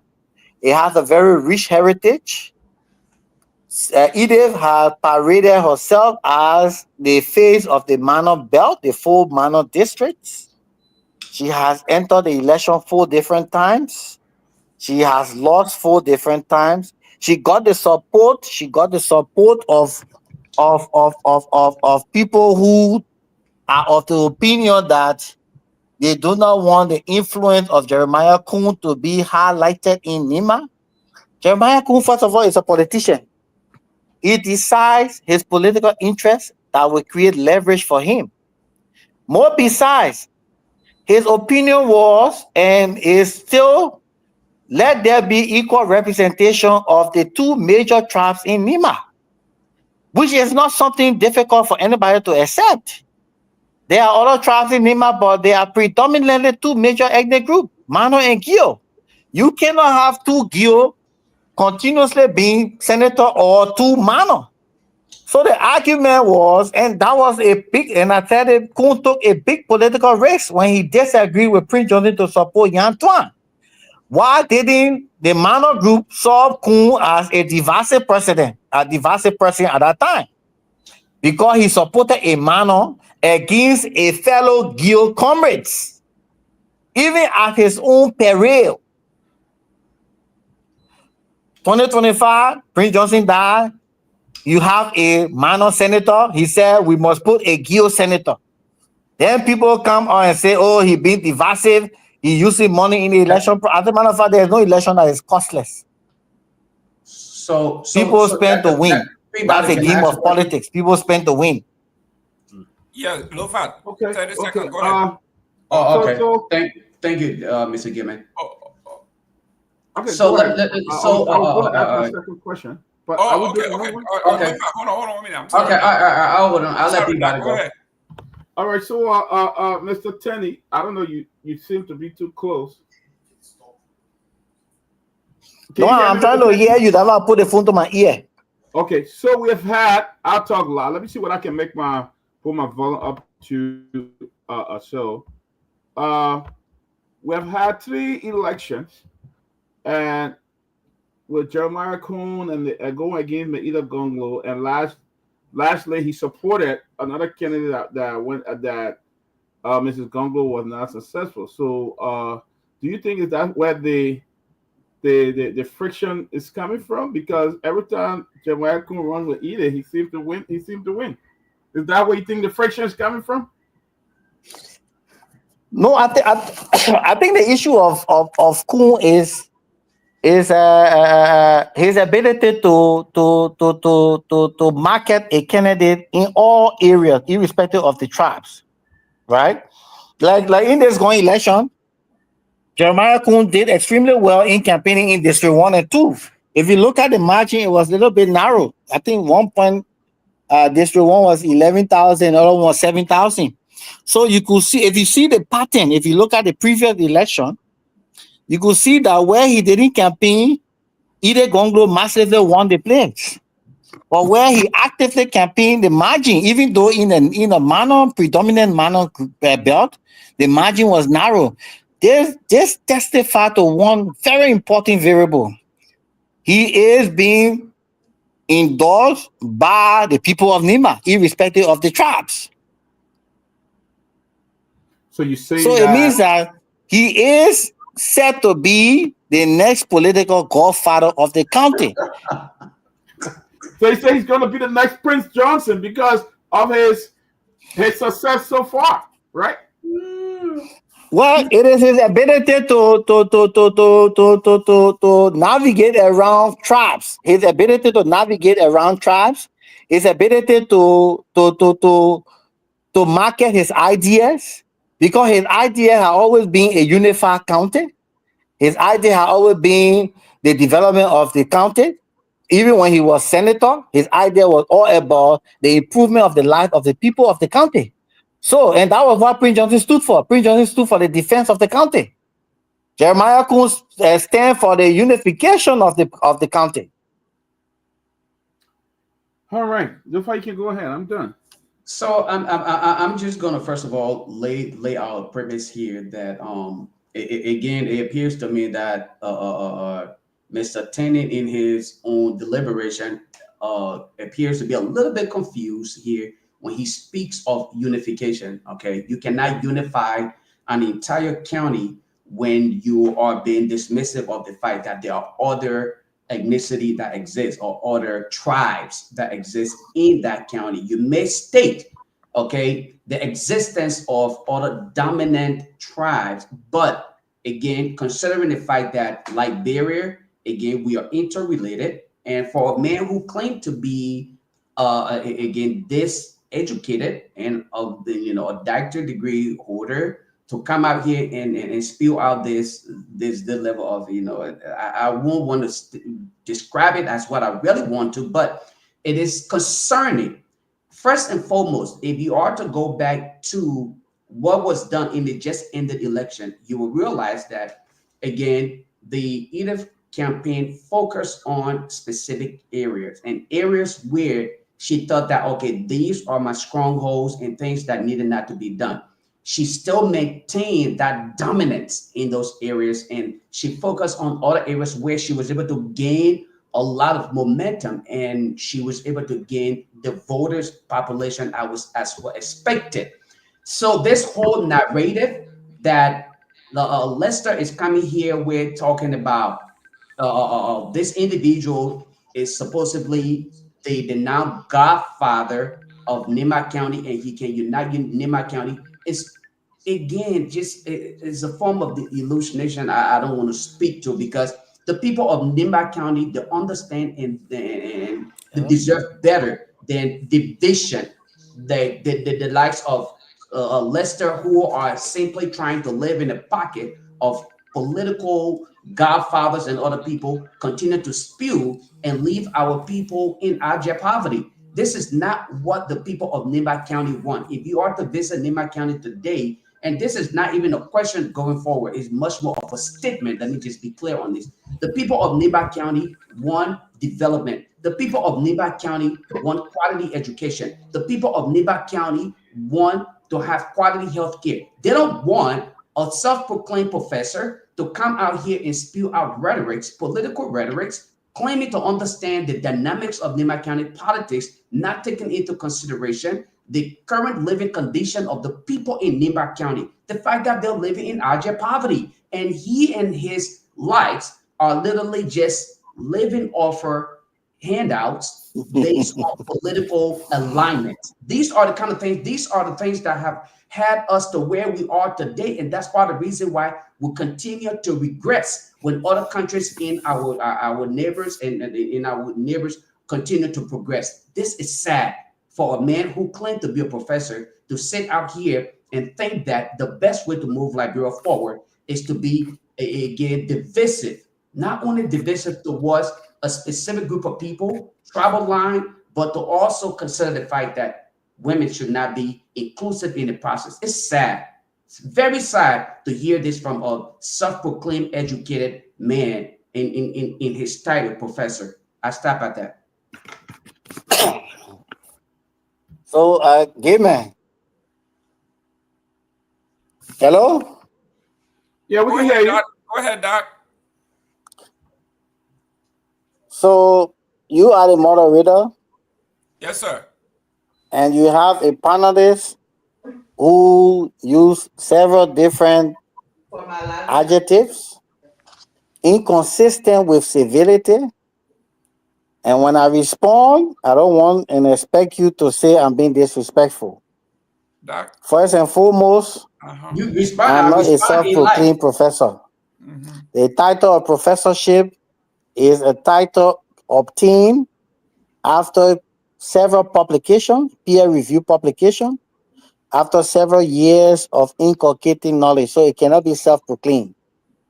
Secondly, your panelists cannot say that I'm living in a pocket of a politician, because then you will be belittling me to the level of being a poor man. Probably you don't even know who I am. I do not live in nobody's pocket. And again, I consider your narrative as out of ignorant in the sense that you don't know me. But let us stick to the issue. At no point in time has there been any alteration, any form of verbal communication from Jeremiah Kuhn that a female candidate cannot be a candidate of Nima County. He has never said that. This man supported a Mano candidate at his own perils, at his own detriment. Do you know what I mean for somebody to go against Prince Johnson's decision? I mean, when Prince Johnson was alive, do you know what it means to tell Prince Johnson no when he say yes? Do you understand what it means to go against? This was the only man. This was the only man who gambled his political future on the basis that there must be equal representation in Nima. So how does that equate to living off somebody's pocket? When he supported and campaigned for Yan Tuan, a Mano man, at that time, Dr. Tino was not living his pocket, right? Dr. Tino, what did Prince Johnson say? As a matter of fact, I am not from Nima. Dr. But the election that gave birth to Yan, I campaigned for Yan because Yan is a brother. It's a friend of mine. Dr. Tini. I have no ties to Nima County. I went with Yan in the bushes. Dr. Tini. Some of the places I went, I couldn't even understand the people talking, but we found some kind of way to send the message. Dr. Tini. This man supported Emmanuel Kennedy against his fellow Guillaume Kennedy. No, Lester. How is he not a unifier? So there's a gap. There's a gap in knowledge there. There's a gap in knowledge. The issue of unification is apparently blurred within your context. Unification means the issue of unification may just be as blurred. See, I told you he can hear you, but he's playing it out as though he cannot hear you. When I call his attention, you see, okay, I'll let you talk. Here's my thing, right? The issue of unification, one must understand that in a divided society such as what we have today, with the need to unite and progress, to have the likes of you who project yourself as an educated person and serving as a professor, to come out here and spew out some of the rhetorics that we're hearing from you. So what did I say wrong? Let us catalog the wrong. Let us catalog the wrong. Let him land. Go ahead. No, how can he land on a slippery slope? Anytime you want to land on a slippery slope, you will crash land.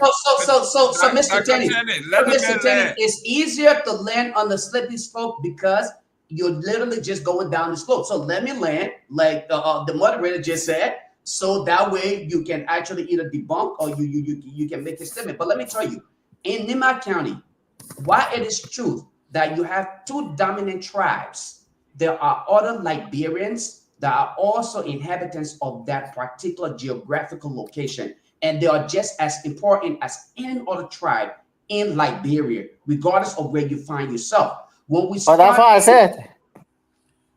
I tell you couldn't hear no more. Now you can hear. But I'm putting your phone to my ear. Lofa, 1 minute. Dr. Tenney, what was the margin of the victory in this going election? What was Koga's margin of victory? I think Koga came out with, I think 62,000 and some votes. 52%. 62. 52, man. Okay, 5-2, whatever the case is, but it was a significant victory. Okay. And then either King with 40 something. So we talk about 52 to 48. So how that makes someone a godfather when the previous godfather won by 90%?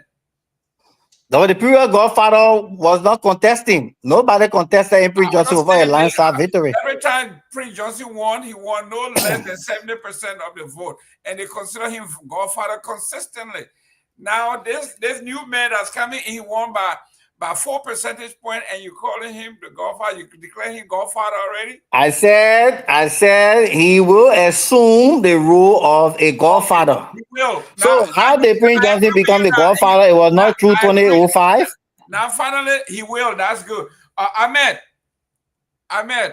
you got any question for the doctor here before we start taking some calls? No, I think we should go to the call line because give me a Kehleboe say he's in the bag. You should please bring him on. Okay, guys. Please bring Kehleboe on for a few minutes before we make the call. Yeah, I just okay, there you go. Okay. Kehleboe, welcome.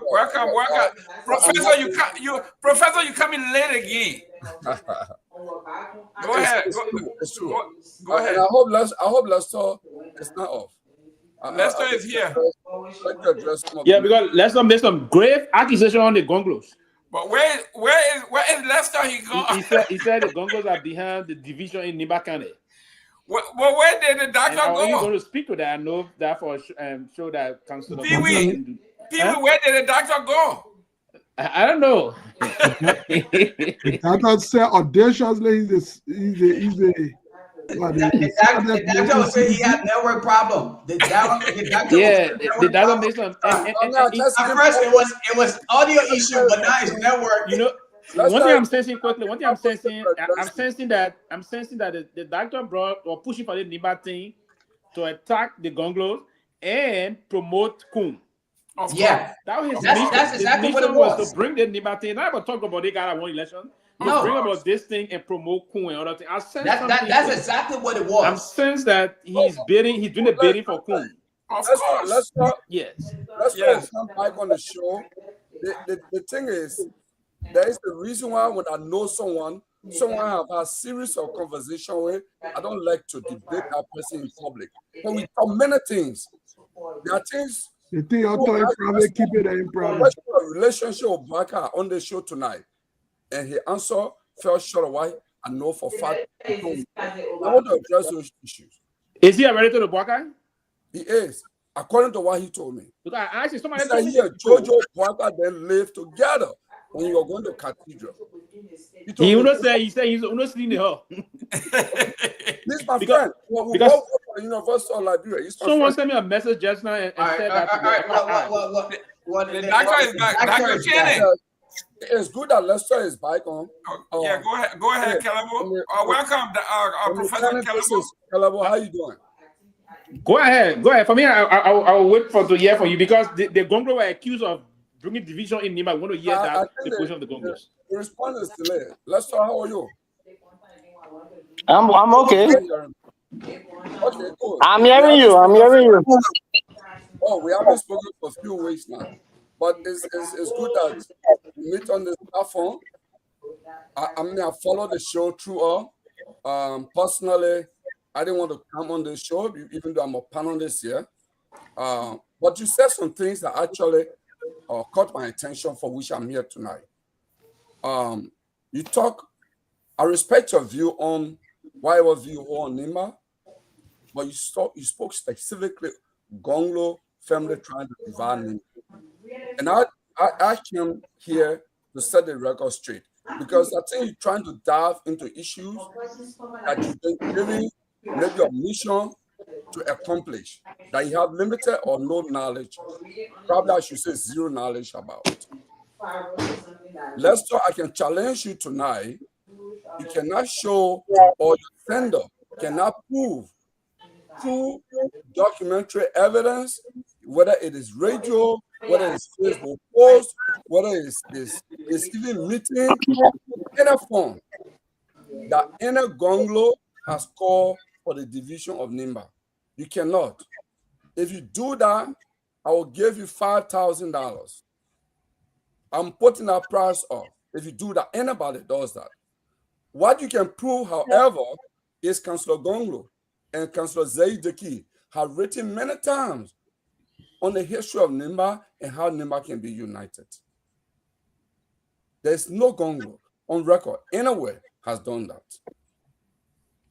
Now, you try to dabble into. I come in. Let me hold you there. Are you trying to open a challenge that what Mr.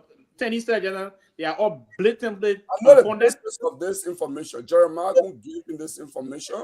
You can't see this. He's my good friend. He and I talk most of the time. I mean, we used to talk most of the time, you know, so, and he knows that. We've had a series of conversations.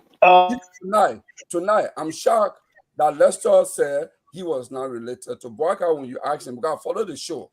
It's contrary to what he told me, that he, Jojo Boyka, Jacob Akoli, all of them stay with Boyka. He told me this. There's something I know to be acknowledged. If Joe Boyka that is younger, he can go to him, Boyka can consult him. These are things he has told me as a friend personally. I'm pushed against the wall to maybe disclose some of these things, but I'm not even going to go further than that. He's a good friend. We know each other. We both worked for the University of Liberia for years. We discuss problems and challenges facing the University of Liberia. We know each other. So I'm not going to maybe go deeper than this. But I just want to make the record straight that his sender, Jeremiah Kun, gave him the wrong information. And the question I'm going to ask, but it's not, I want to take him on to compare and contrast the record of Thomas Fala. I want to ask Lester about his view of Thomas Fala. Is Thomas Fala an honest man or a corrupt man? Let him answer that. Then when he answer that, I'll compare him with Jeremiah Kun. Because Thomas Fala and Jeremiah Kun are part of the elite state capture. Including Boyka. These are guys who are got wealthy in the country because they use their position to get wealth. I want to take the debate to Lester on that. Let's zero in on that. What is his view of Thomas Fala vis-a-vis Jeremiah Kun? And I dare him answer that question with honesty. But I'll wait for him to come by. Okay, don't hold your breath. But if he comes back, you come back. Ladies and gentlemen, welcome to the show. This is a very interesting show. We have actually unearthed a lot of discrepancy, and it is the audience, because I, as a graduate student, I know not even graduate student, if you are transferring or you are asking for admission, I entered the university and you are a foreign student, they will ask you to send your credential to an approved agency where they will do the credential certification. And then that will go to the university to make their decision. No student will take their official transcript. There is no such thing as, unless, like you say, in Liberia, those are who grew up in the West, that's not how it is done. And I surely want to say, that's not how it is done in the Liverpool, because I'm on the Liverpool website and it says what Dr. Taney is saying is not correct. So he said, through maybe the Red Cross or the other agency where he was, may have intervened. If that is the case, he was expelled from the University of Liberia.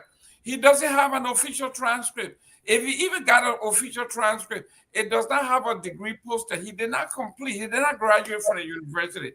So we leave that to the audience, to those of you who have gone to school abroad, you know the process. But Pewee, we got 15 minutes here.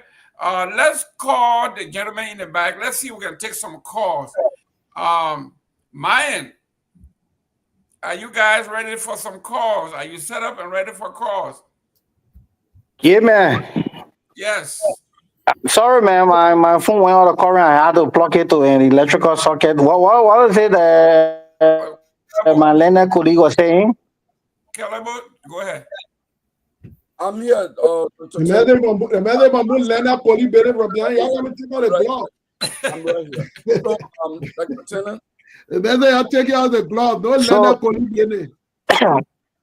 Dr. Tanner. So I accept the challenge, and I will present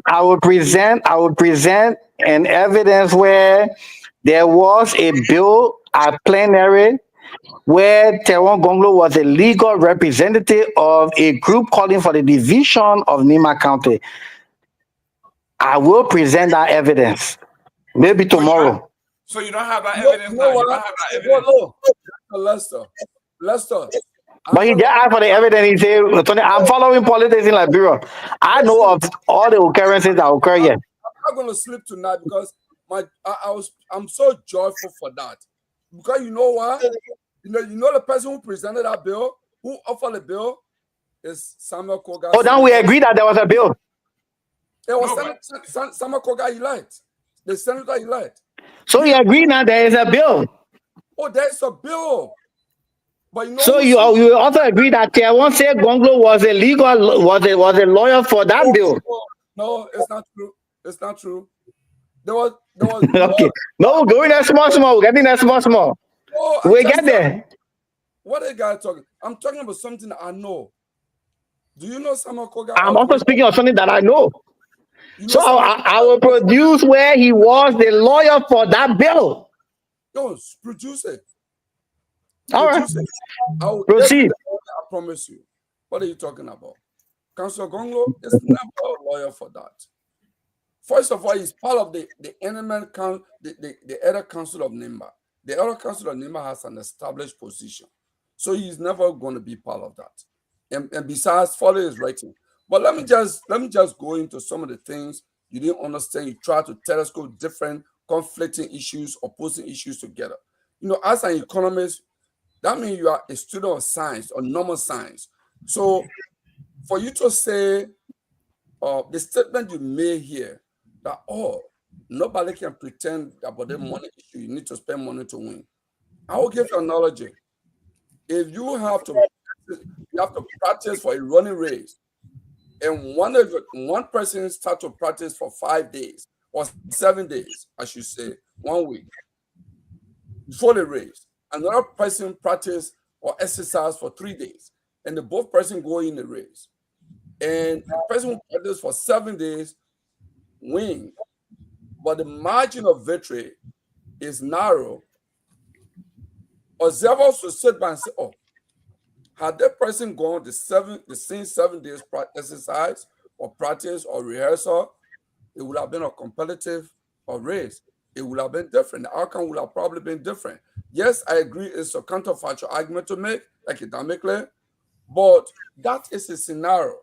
If somebody is doing a race and spending $30,000, but somebody is spending $2 million or $250 million Liberian dollar in a race. 200 what? $250 million Liberian dollar. Kehleboe, you know what is 250 million? You're a mathematician. You know what is 250 million Liberian dollar? That is what Kun spent in Nimba. I know it. How can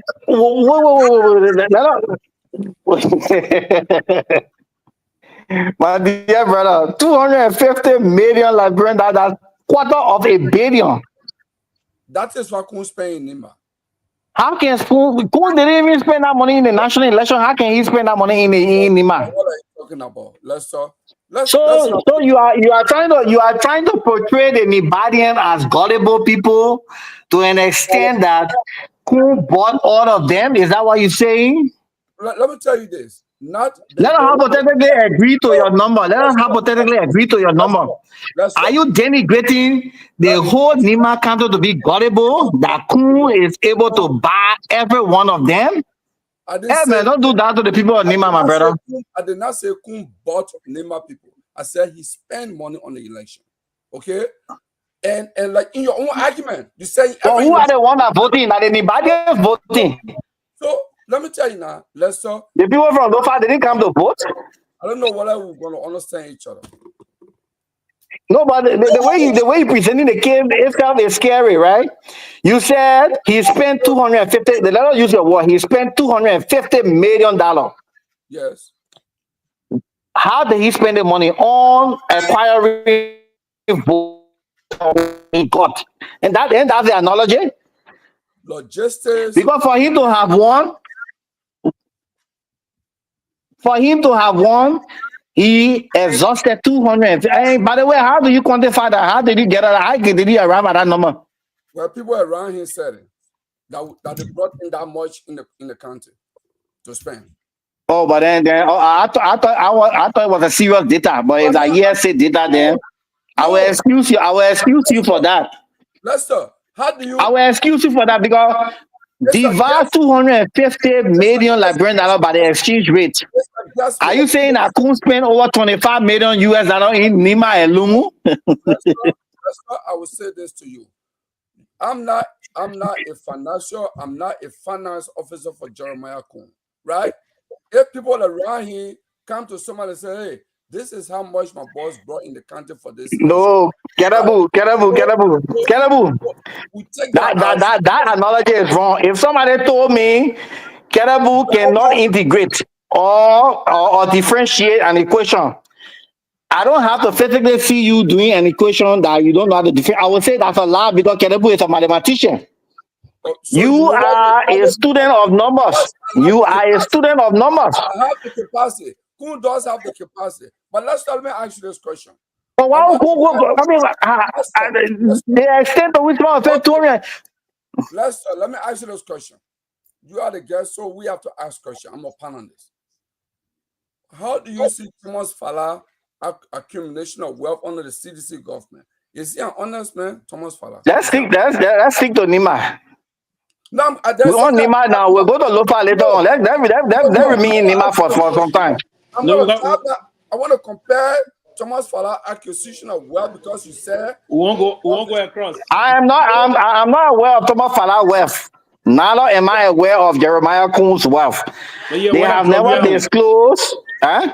Are you aware of person we are on? The man have full publication of his Ms. Murder, are we still taking calls? Yes, gentlemen, ladies and gentlemen, we don't want to make this a dialogue between. We got 15 more minutes here. Mr. Gongloe, we got 15 minutes here. Yo, man, I'm sorry. Yes. I want Lester to be honest here. For him not to say the vice president of the Republic of Liberia published his asset declaration. And Lester explained that you didn't see it.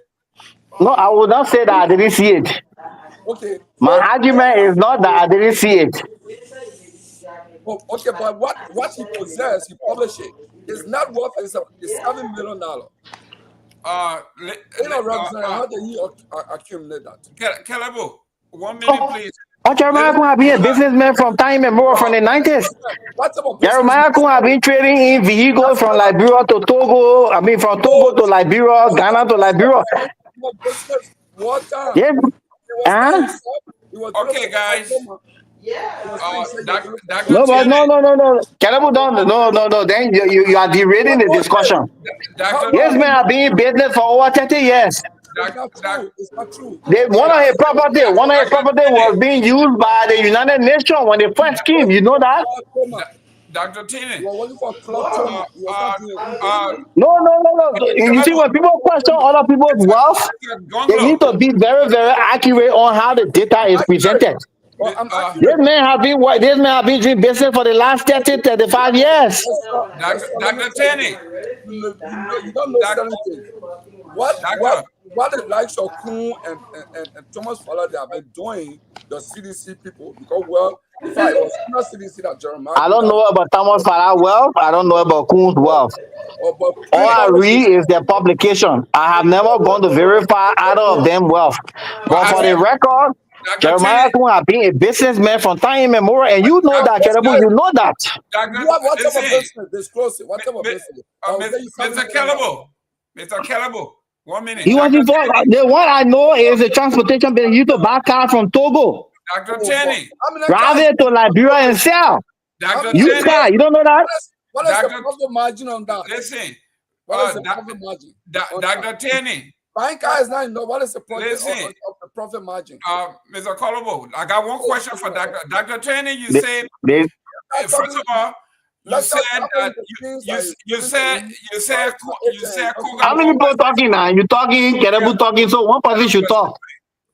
Dr. Tini, I know you misspoke when you said Garguah won by 62%. It's not true. This is I said 52,000 or 52,000, not 62%. Yeah, you know the problem is you don't even know arithmetic, so that's the problem, game man. Because I just want to make sure. Your problem is you don't know arithmetic. Listen to this. I want to make sure that we are clear that he won by 52% and not 62%. Now, the last question to you is: you said you cannot speak on other people's wealth that you are not verified. Have you verified just we have wealth?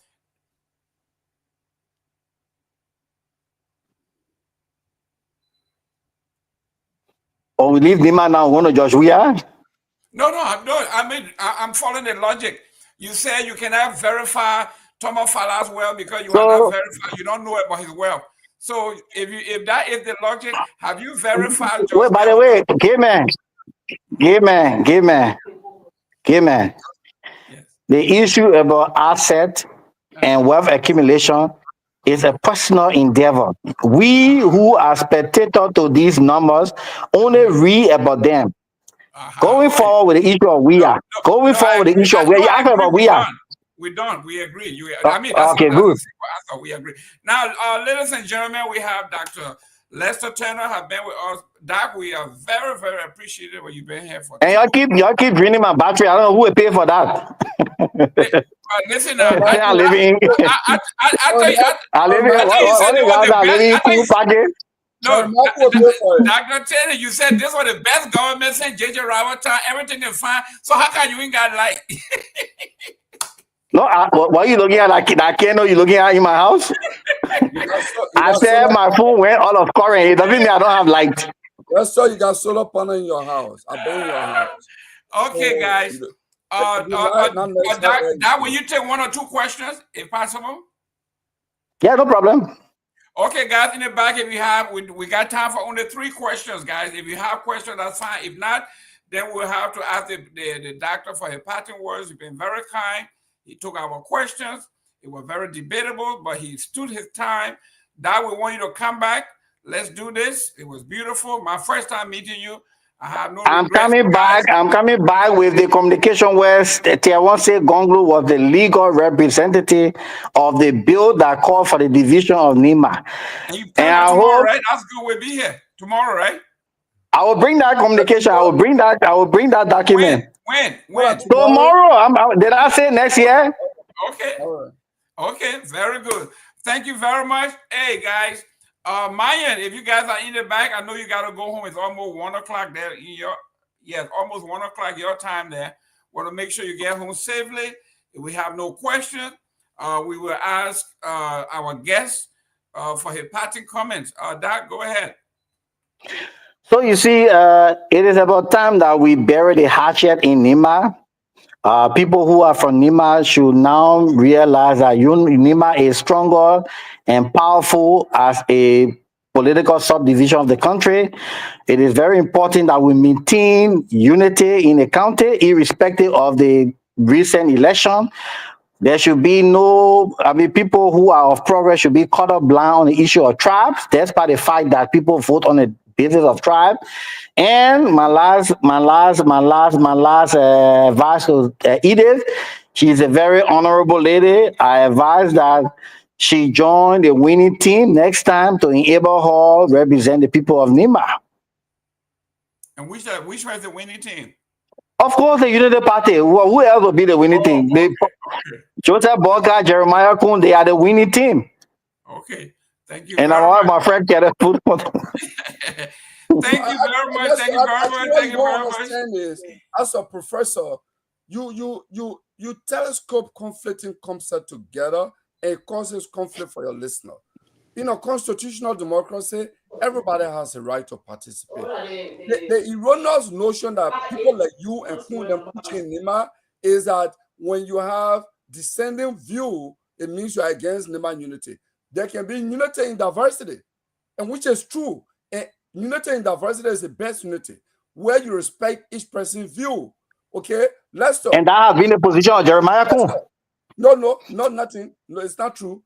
Kuhn has a movement now that he's funding with a lot of money called a One NIMA movement that nobody should contest. Did you listen to this guy during the campaign? Well, are you aware that Kuhn supported Yantuan against the very Kuka last election? Let me tell you. Can you he was not divisive at that time? Kehleboe, he was not divisive when he supported Yan against Kuga? Can you show me where Kuhn was in NIMA campaigning for Yan? He never stepped on NIMA. Then you are not being fair to the discussion. He did not. Kuhn support even Yan. Yan admitted that in his victory speech. He acknowledged the involvement of Jeremiah Kuhn. Don't say that. Lester Turner, he supported him. He did not go to sit in NIMA to campaign like he did this. But there are different layers of support. For example, the whole thing about okay, guys.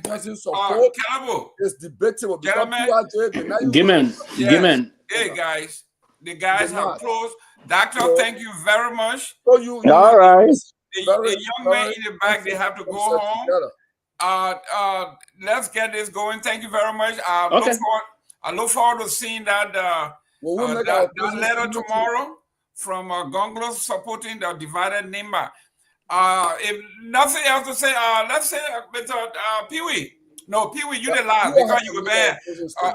The newcomer, Kehleboe, where you? Yeah, go ahead. Wait, say you came on last in, first out. You're closing. All right. So let me make this clear.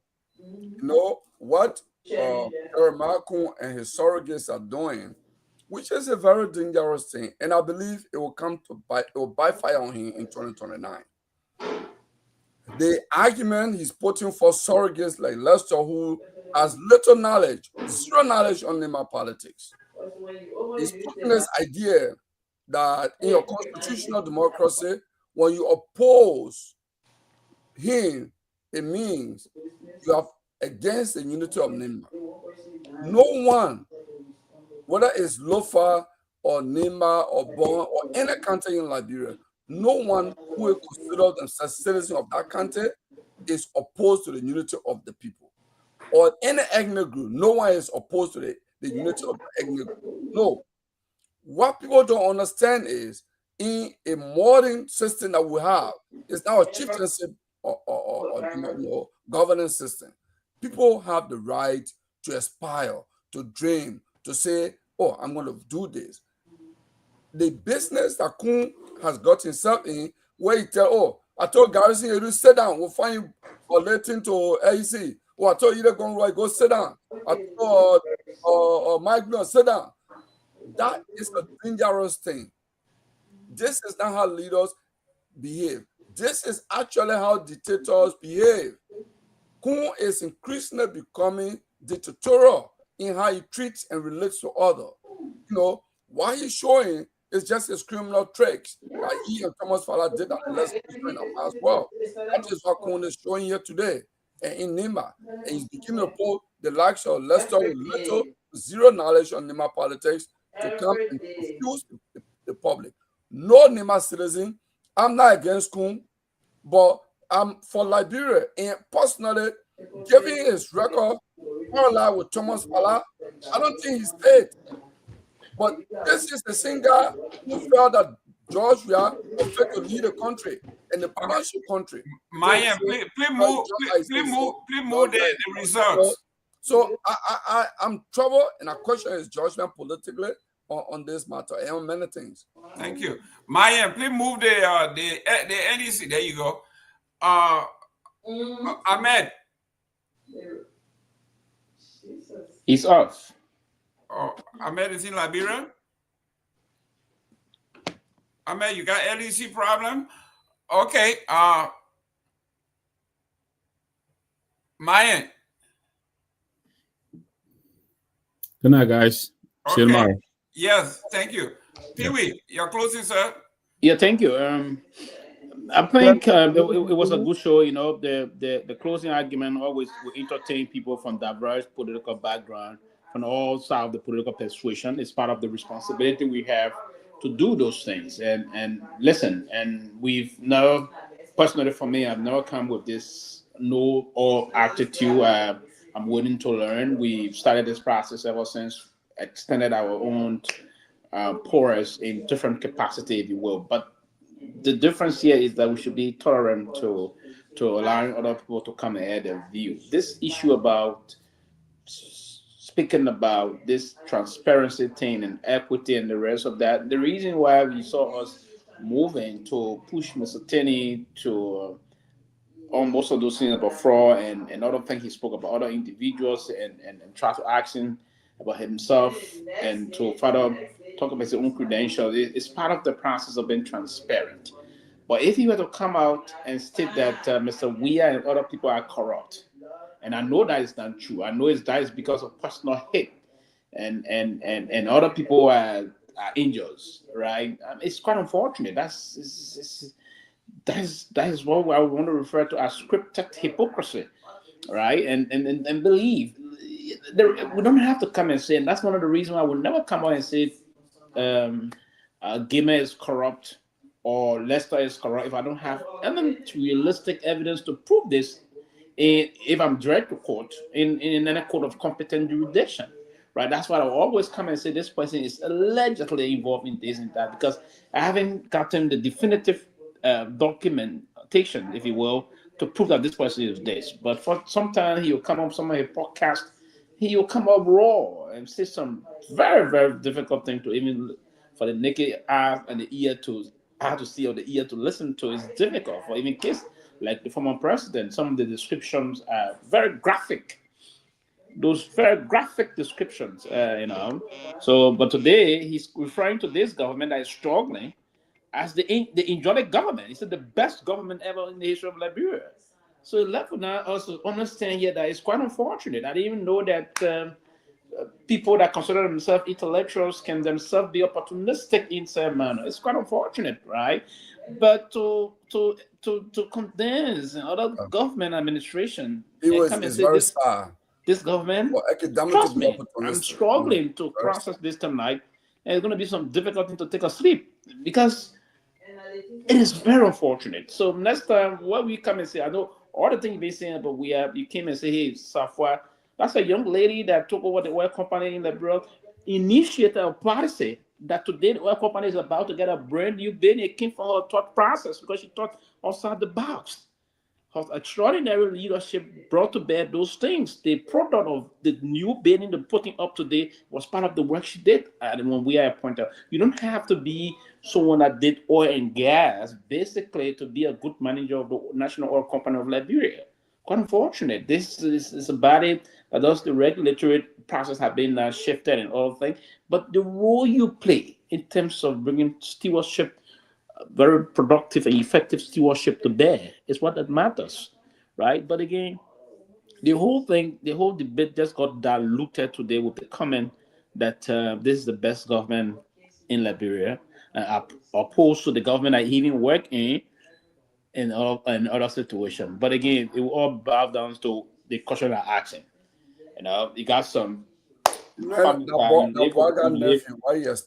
live with this current president, and that's one of the reasons why it gives you even more appetite to attack the former president and praise the president that you live with. That is equally so not doing nothing. Even the former president did far much more better things in terms of transforming the country than what he's currently doing. And you try to come and say that, it's quite appalling. I will interrupt you. I'm going to encounter some difficulty.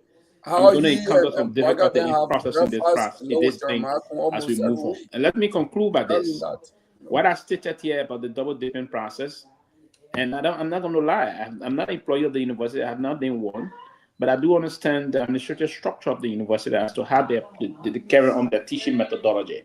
So double dipping process is very important. And that's why they said they're going to have part-timer, if you're a full-fledged employee of any ministry, of Sion Civil Service, for the employee of the government of Liberia, you can, if you want to take courses on the university campus, you go moving as a part-timer.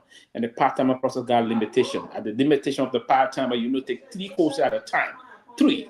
And then that's the structure of how they put the whole thing. You take 3 courses at a time, which is, of course, you get paid $100 per course and run through that semester, you move through the system. But you cannot be actively employed full-time with the government of Liberia and be fully also employed with them, because the University of Liberia has also been sponsored by the national budget of the government. So that's why the PFM identified that one of the serious issues about fraud and the other thing about people taking one individual, sometimes taking 3 pay agreement. Is that okay for a system? One individual taking 3 legal salary is quite unfortunate and counterproductive towards our forward march. This is not an issue that anyone need to come from nowhere to say this to us. But again, today is the time we come and sit and justify that, because it is happening to us, but we want to condemn other people that have not even been caught in said practice or practices to see them as those kind of a demagoguery attitude got to stop. And that's why I'm going to end tonight. Ahmed, are you still there? Ahmed? Okay, I guess Ahmed has gone. But ladies and gentlemen, thank you. Pewee and Kehleboe, I have to say this to you. In his closing remark on one of the tapes, he says, I weep for the future of the country because of the lack of morality. That's Dr. Tenney. And for Dr. Tenney to look me in the eye and everybody else and say, he only slept in the house, but he didn't live there. How in the world can you look at intelligent people and say, yes, I slept in the house, but I didn't live there? And then you turn around when we are talking about double dipping and conflict of interest. He said, they hire me as a consultant and I'm going to clean house, to clean the place. So this is a man who has accused them, for he says here, the fraud committed at the university is carried out by administrative faculty, and he's going to clean house. So this is a man with an ulterior motive that have looked at other people, accused them for what he think they are, and he says he's going after them. Then he turned around and said President Weah is corrupt. But then when you ask him about Thomas Fala, he says, I don't have definitive proof that he's corrupt. But do you have definitive proof about President Weah? Zero. Zero. So the only thing you can say is Weah got why was normal condominium, but Thomas Fala got university. That's Thomas correct. Fala got all these other properties. So these are the contradictions we are talking about. You have a that tells you the kind of integrity man he is. And then and the justification he gave him for Kun on the Wharf is that he bought car. Yeah, he was selling car. But what is the margin of profit on the car? Used car. That he bought over his drive with so many mileage on it. Maybe you're making $500 profit on it. That the one would make you to get $7 million asset cash. It's all right. Well, ladies and gentlemen, it was great talking to you. Let's do this again tomorrow. Fly in Liberia, so let's do this again tomorrow. Myean? Who coming tomorrow? Thank you. No guest tomorrow? No, let's just say he coming. Left us say he's bringing the document tomorrow. Oh, the document? Yeah, he's bringing the document. So, guys, let me tell you guys, before we close, you know, let me give you a short brief. I'll be very brief. There's a guy called Medrick Gonti, and I believe you may know him. Medrick Gonti, there's another guy called Morris Way. He works at the Elections Commission. He's a other chief of officer for Josephine Gay, one of the commissioners. But he works for her. I don't know his actual title. He and other people, they even spoke with me at the time. They decided that, look, all the counties in the southeast and all the smaller counties, when it comes to county development fund, it's a political money. In the budget, it's like $200,000 or $300,000. They give to each county equally, right? They don't say big county, Lofa will get this much, or Nima will get this, or Bon will get that. Small county and big county, because it's voted upon at the legislature, they all receive equally. Listen. Nima, in terms of our population, we are big. If we split Nima into two, we'll still be the single amount of people, right? But we have 6 senators. We have 6 senators, and we have you have four senators. 4 senators. 4. They split into 3. That's 3 counties now. Oh, you want Nima to be 3? Yeah, because in terms of the population and the size. No, come on, let me tell you, that was be the Basel. Wait, 3? Wait now. That was a proposal, right? Okay. So Medrick Gonti was the chair of that group. Who did they take that proposal to? They spoke with me to join them. I said no. In as much as the logic you people are having is politically sound, that you will get more senators, you have this. I don't want to be a part of that. I just being greeted. Anybody can be something like greeted, man. So they took that proposal to Honorable Samuel Koga. Honorable Samuel Koga submitted it as a bill, and he wrote the letter to plenary and submitted it. They read it, and when they read the bill for the first time, they sent to committee room, right?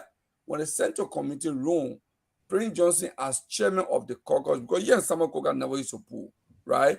As chairman of the caucus, he talked with other representative, and that bill never left the committee room up to this time, right?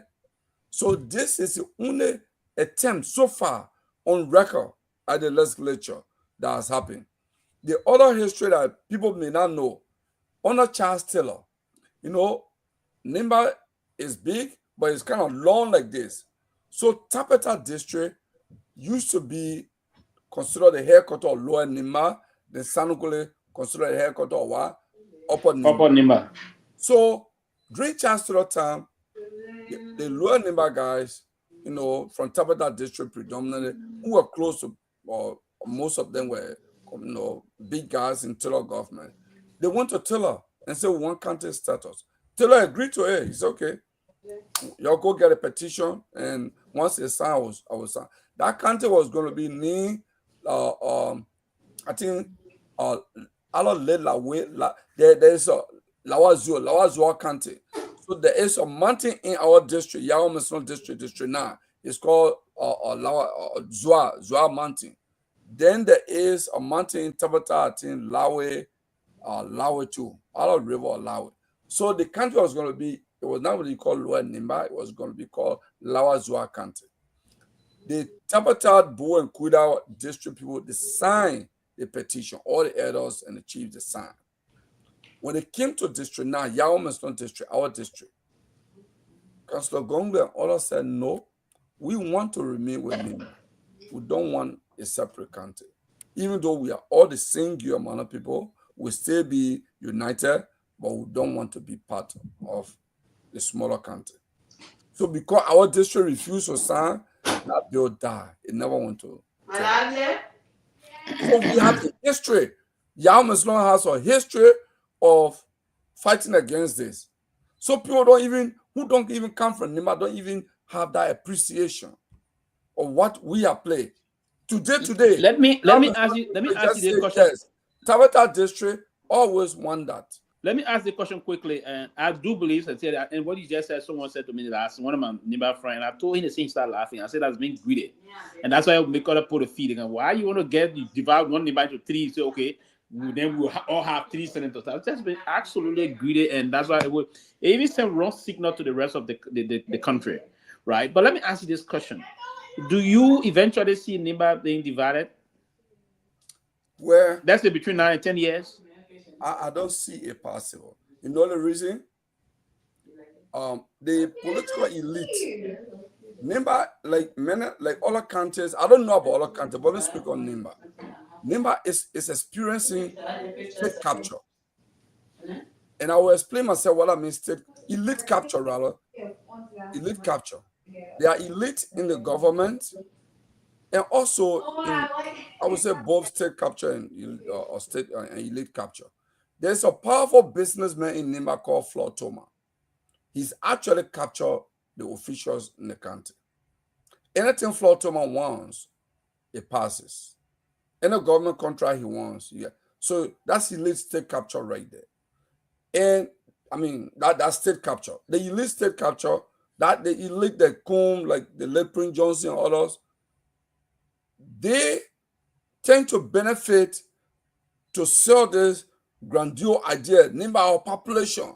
If Nimba, we are, in fact, they call themselves, some people refer to Nimba as electoral college erroneously, because there's nothing like electoral college in Liberia. And when they say Nimba like electoral college, they don't understand what electoral college means. No, but they use that anyway. They're trying to sell the idea that, oh, wherever Nimba goes, Liberia goes, right? Which is, politically true. But this coming elections, trust me, and we're gonna have a lot of different strategies coming out to the system. From the past record, I just unfolded recently the election result. Trust me, if the Nimbayans want to push, let's say Kun is contesting, and they want to push that, Nimba are the so-called, sorry to say the nonsense they're talking about electoral college, they push that, they can be a strategy deployed to counter them. And if that strategy work against them, trust me, Kun going to be in limbo. And that's why I'm still saying to people here, the people of Nimba will have to be very mindful how they approach the 2029 elections, because many people are seeing them to believe that they're trying to prove that without them, no one can be president in Liberia. No, it's not possible. It's something that then we can still have a president. Seriously, you can defeat anyone. The strategy is very clear. If you push that, the entire Southeast will go, and you just need to get the Western cluster, and that's a point in time you have to go and deploy a campaign mentor to move on. Nothing major they're doing in the country to say the people are bombing, Bapo, going to the people are still living abject poverty. The people are still having difficulty in having access to their funds. The roads are not pliable. The conditions are harsh, right? So the people are not. There's nothing major you're doing for the people. There's no major health system. The school system is very poor. There's no work being pushed back to the people in terms of agriculture or the rest of those things. So you can't come and say you deploy a means of saying electoral college. No. Remember this. There are other non-Guar minors that I found themselves in Nimba. And the way the Nimba, particularly the Guar, portray other tribes, the minority tribe, the Mandingos, and other the Crown, the few minority tribe is bad. So if those people game also against you, and you believe you got a Nimba candidate, because if you don't have a Nimba candidate, we're going to deploy the. That I think I come in campaign. The same way recent time the vice president was saying at travel times, we can deploy that thing to scare the people or bring a Nimba candidate also. So they have to be very mindful. They cannot monopolize this kind of a negative strategy deployment process, right? It's clear. You can open the room in the process. So that all push the right person be elected and stop these things. Or that we all got the means to ensure that a Nimba person cannot win the coming election. We've got the means to deploy those strategies also to push those times. So the best way to do is the best person should be the president of Liberia. If the person is from Nimba, for me, that's the person is from wherever in the country. Okay, guys, Myean got to go home. Is it possible where we talk with our event live in Liberia? And it can be there online? No, not okay. because let's end the show. Let Myean okay, guys, I will make sure we get that so we can talk behind the scenes. Yeah, but Gilman, you can call me. Okay. I'm still looking for that agricultural help. Okay. They Gongloe imagine power now. You didn't think like Gongloe. Yeah, you will smell it. I need Gongloe. You will smell it, but you'll not get it. Trust me. On the time you see the strategy, right? And these are the things that will make people scared to get you power. You make people think on things. Don't say something online. Gongloe, stop it. What are you talking about? Why you say Gongloe? Gongloe said Jeremiah. No, he said Jeremiah Queen, that's president. No problem. He said no if or answer. Yeah, but that the man right to express it now. For me, that's my argument. Anybody should have right to say what they want to say, and nobody should talk against it. No, like you say your own, I say my own. That's what our constitution guarantees, right? In a constitutional democracy, the right to hold opinion, the right to choose is fundamental. It's a constitutionally protected right. And for me, we can have unity by protecting each other and respecting each other in that manner. That if I say, for example, I let Jeremiah Kun, and somebody does not let Jeremiah Kun, or I say I let Prince Johnson, somebody does not let Prince Johnson, that person also has a right to say, I don't like this person. I should not go and chastise that person because they don't agree with me. We understand that mentality we need. Now, I'm not talking to you, Gamer. I'm talking to some of these listeners. Great. Okay, guys, let's talk. Myean, we see you tomorrow, guys. Let's log off. See you tomorrow. May you come here on time. Okay.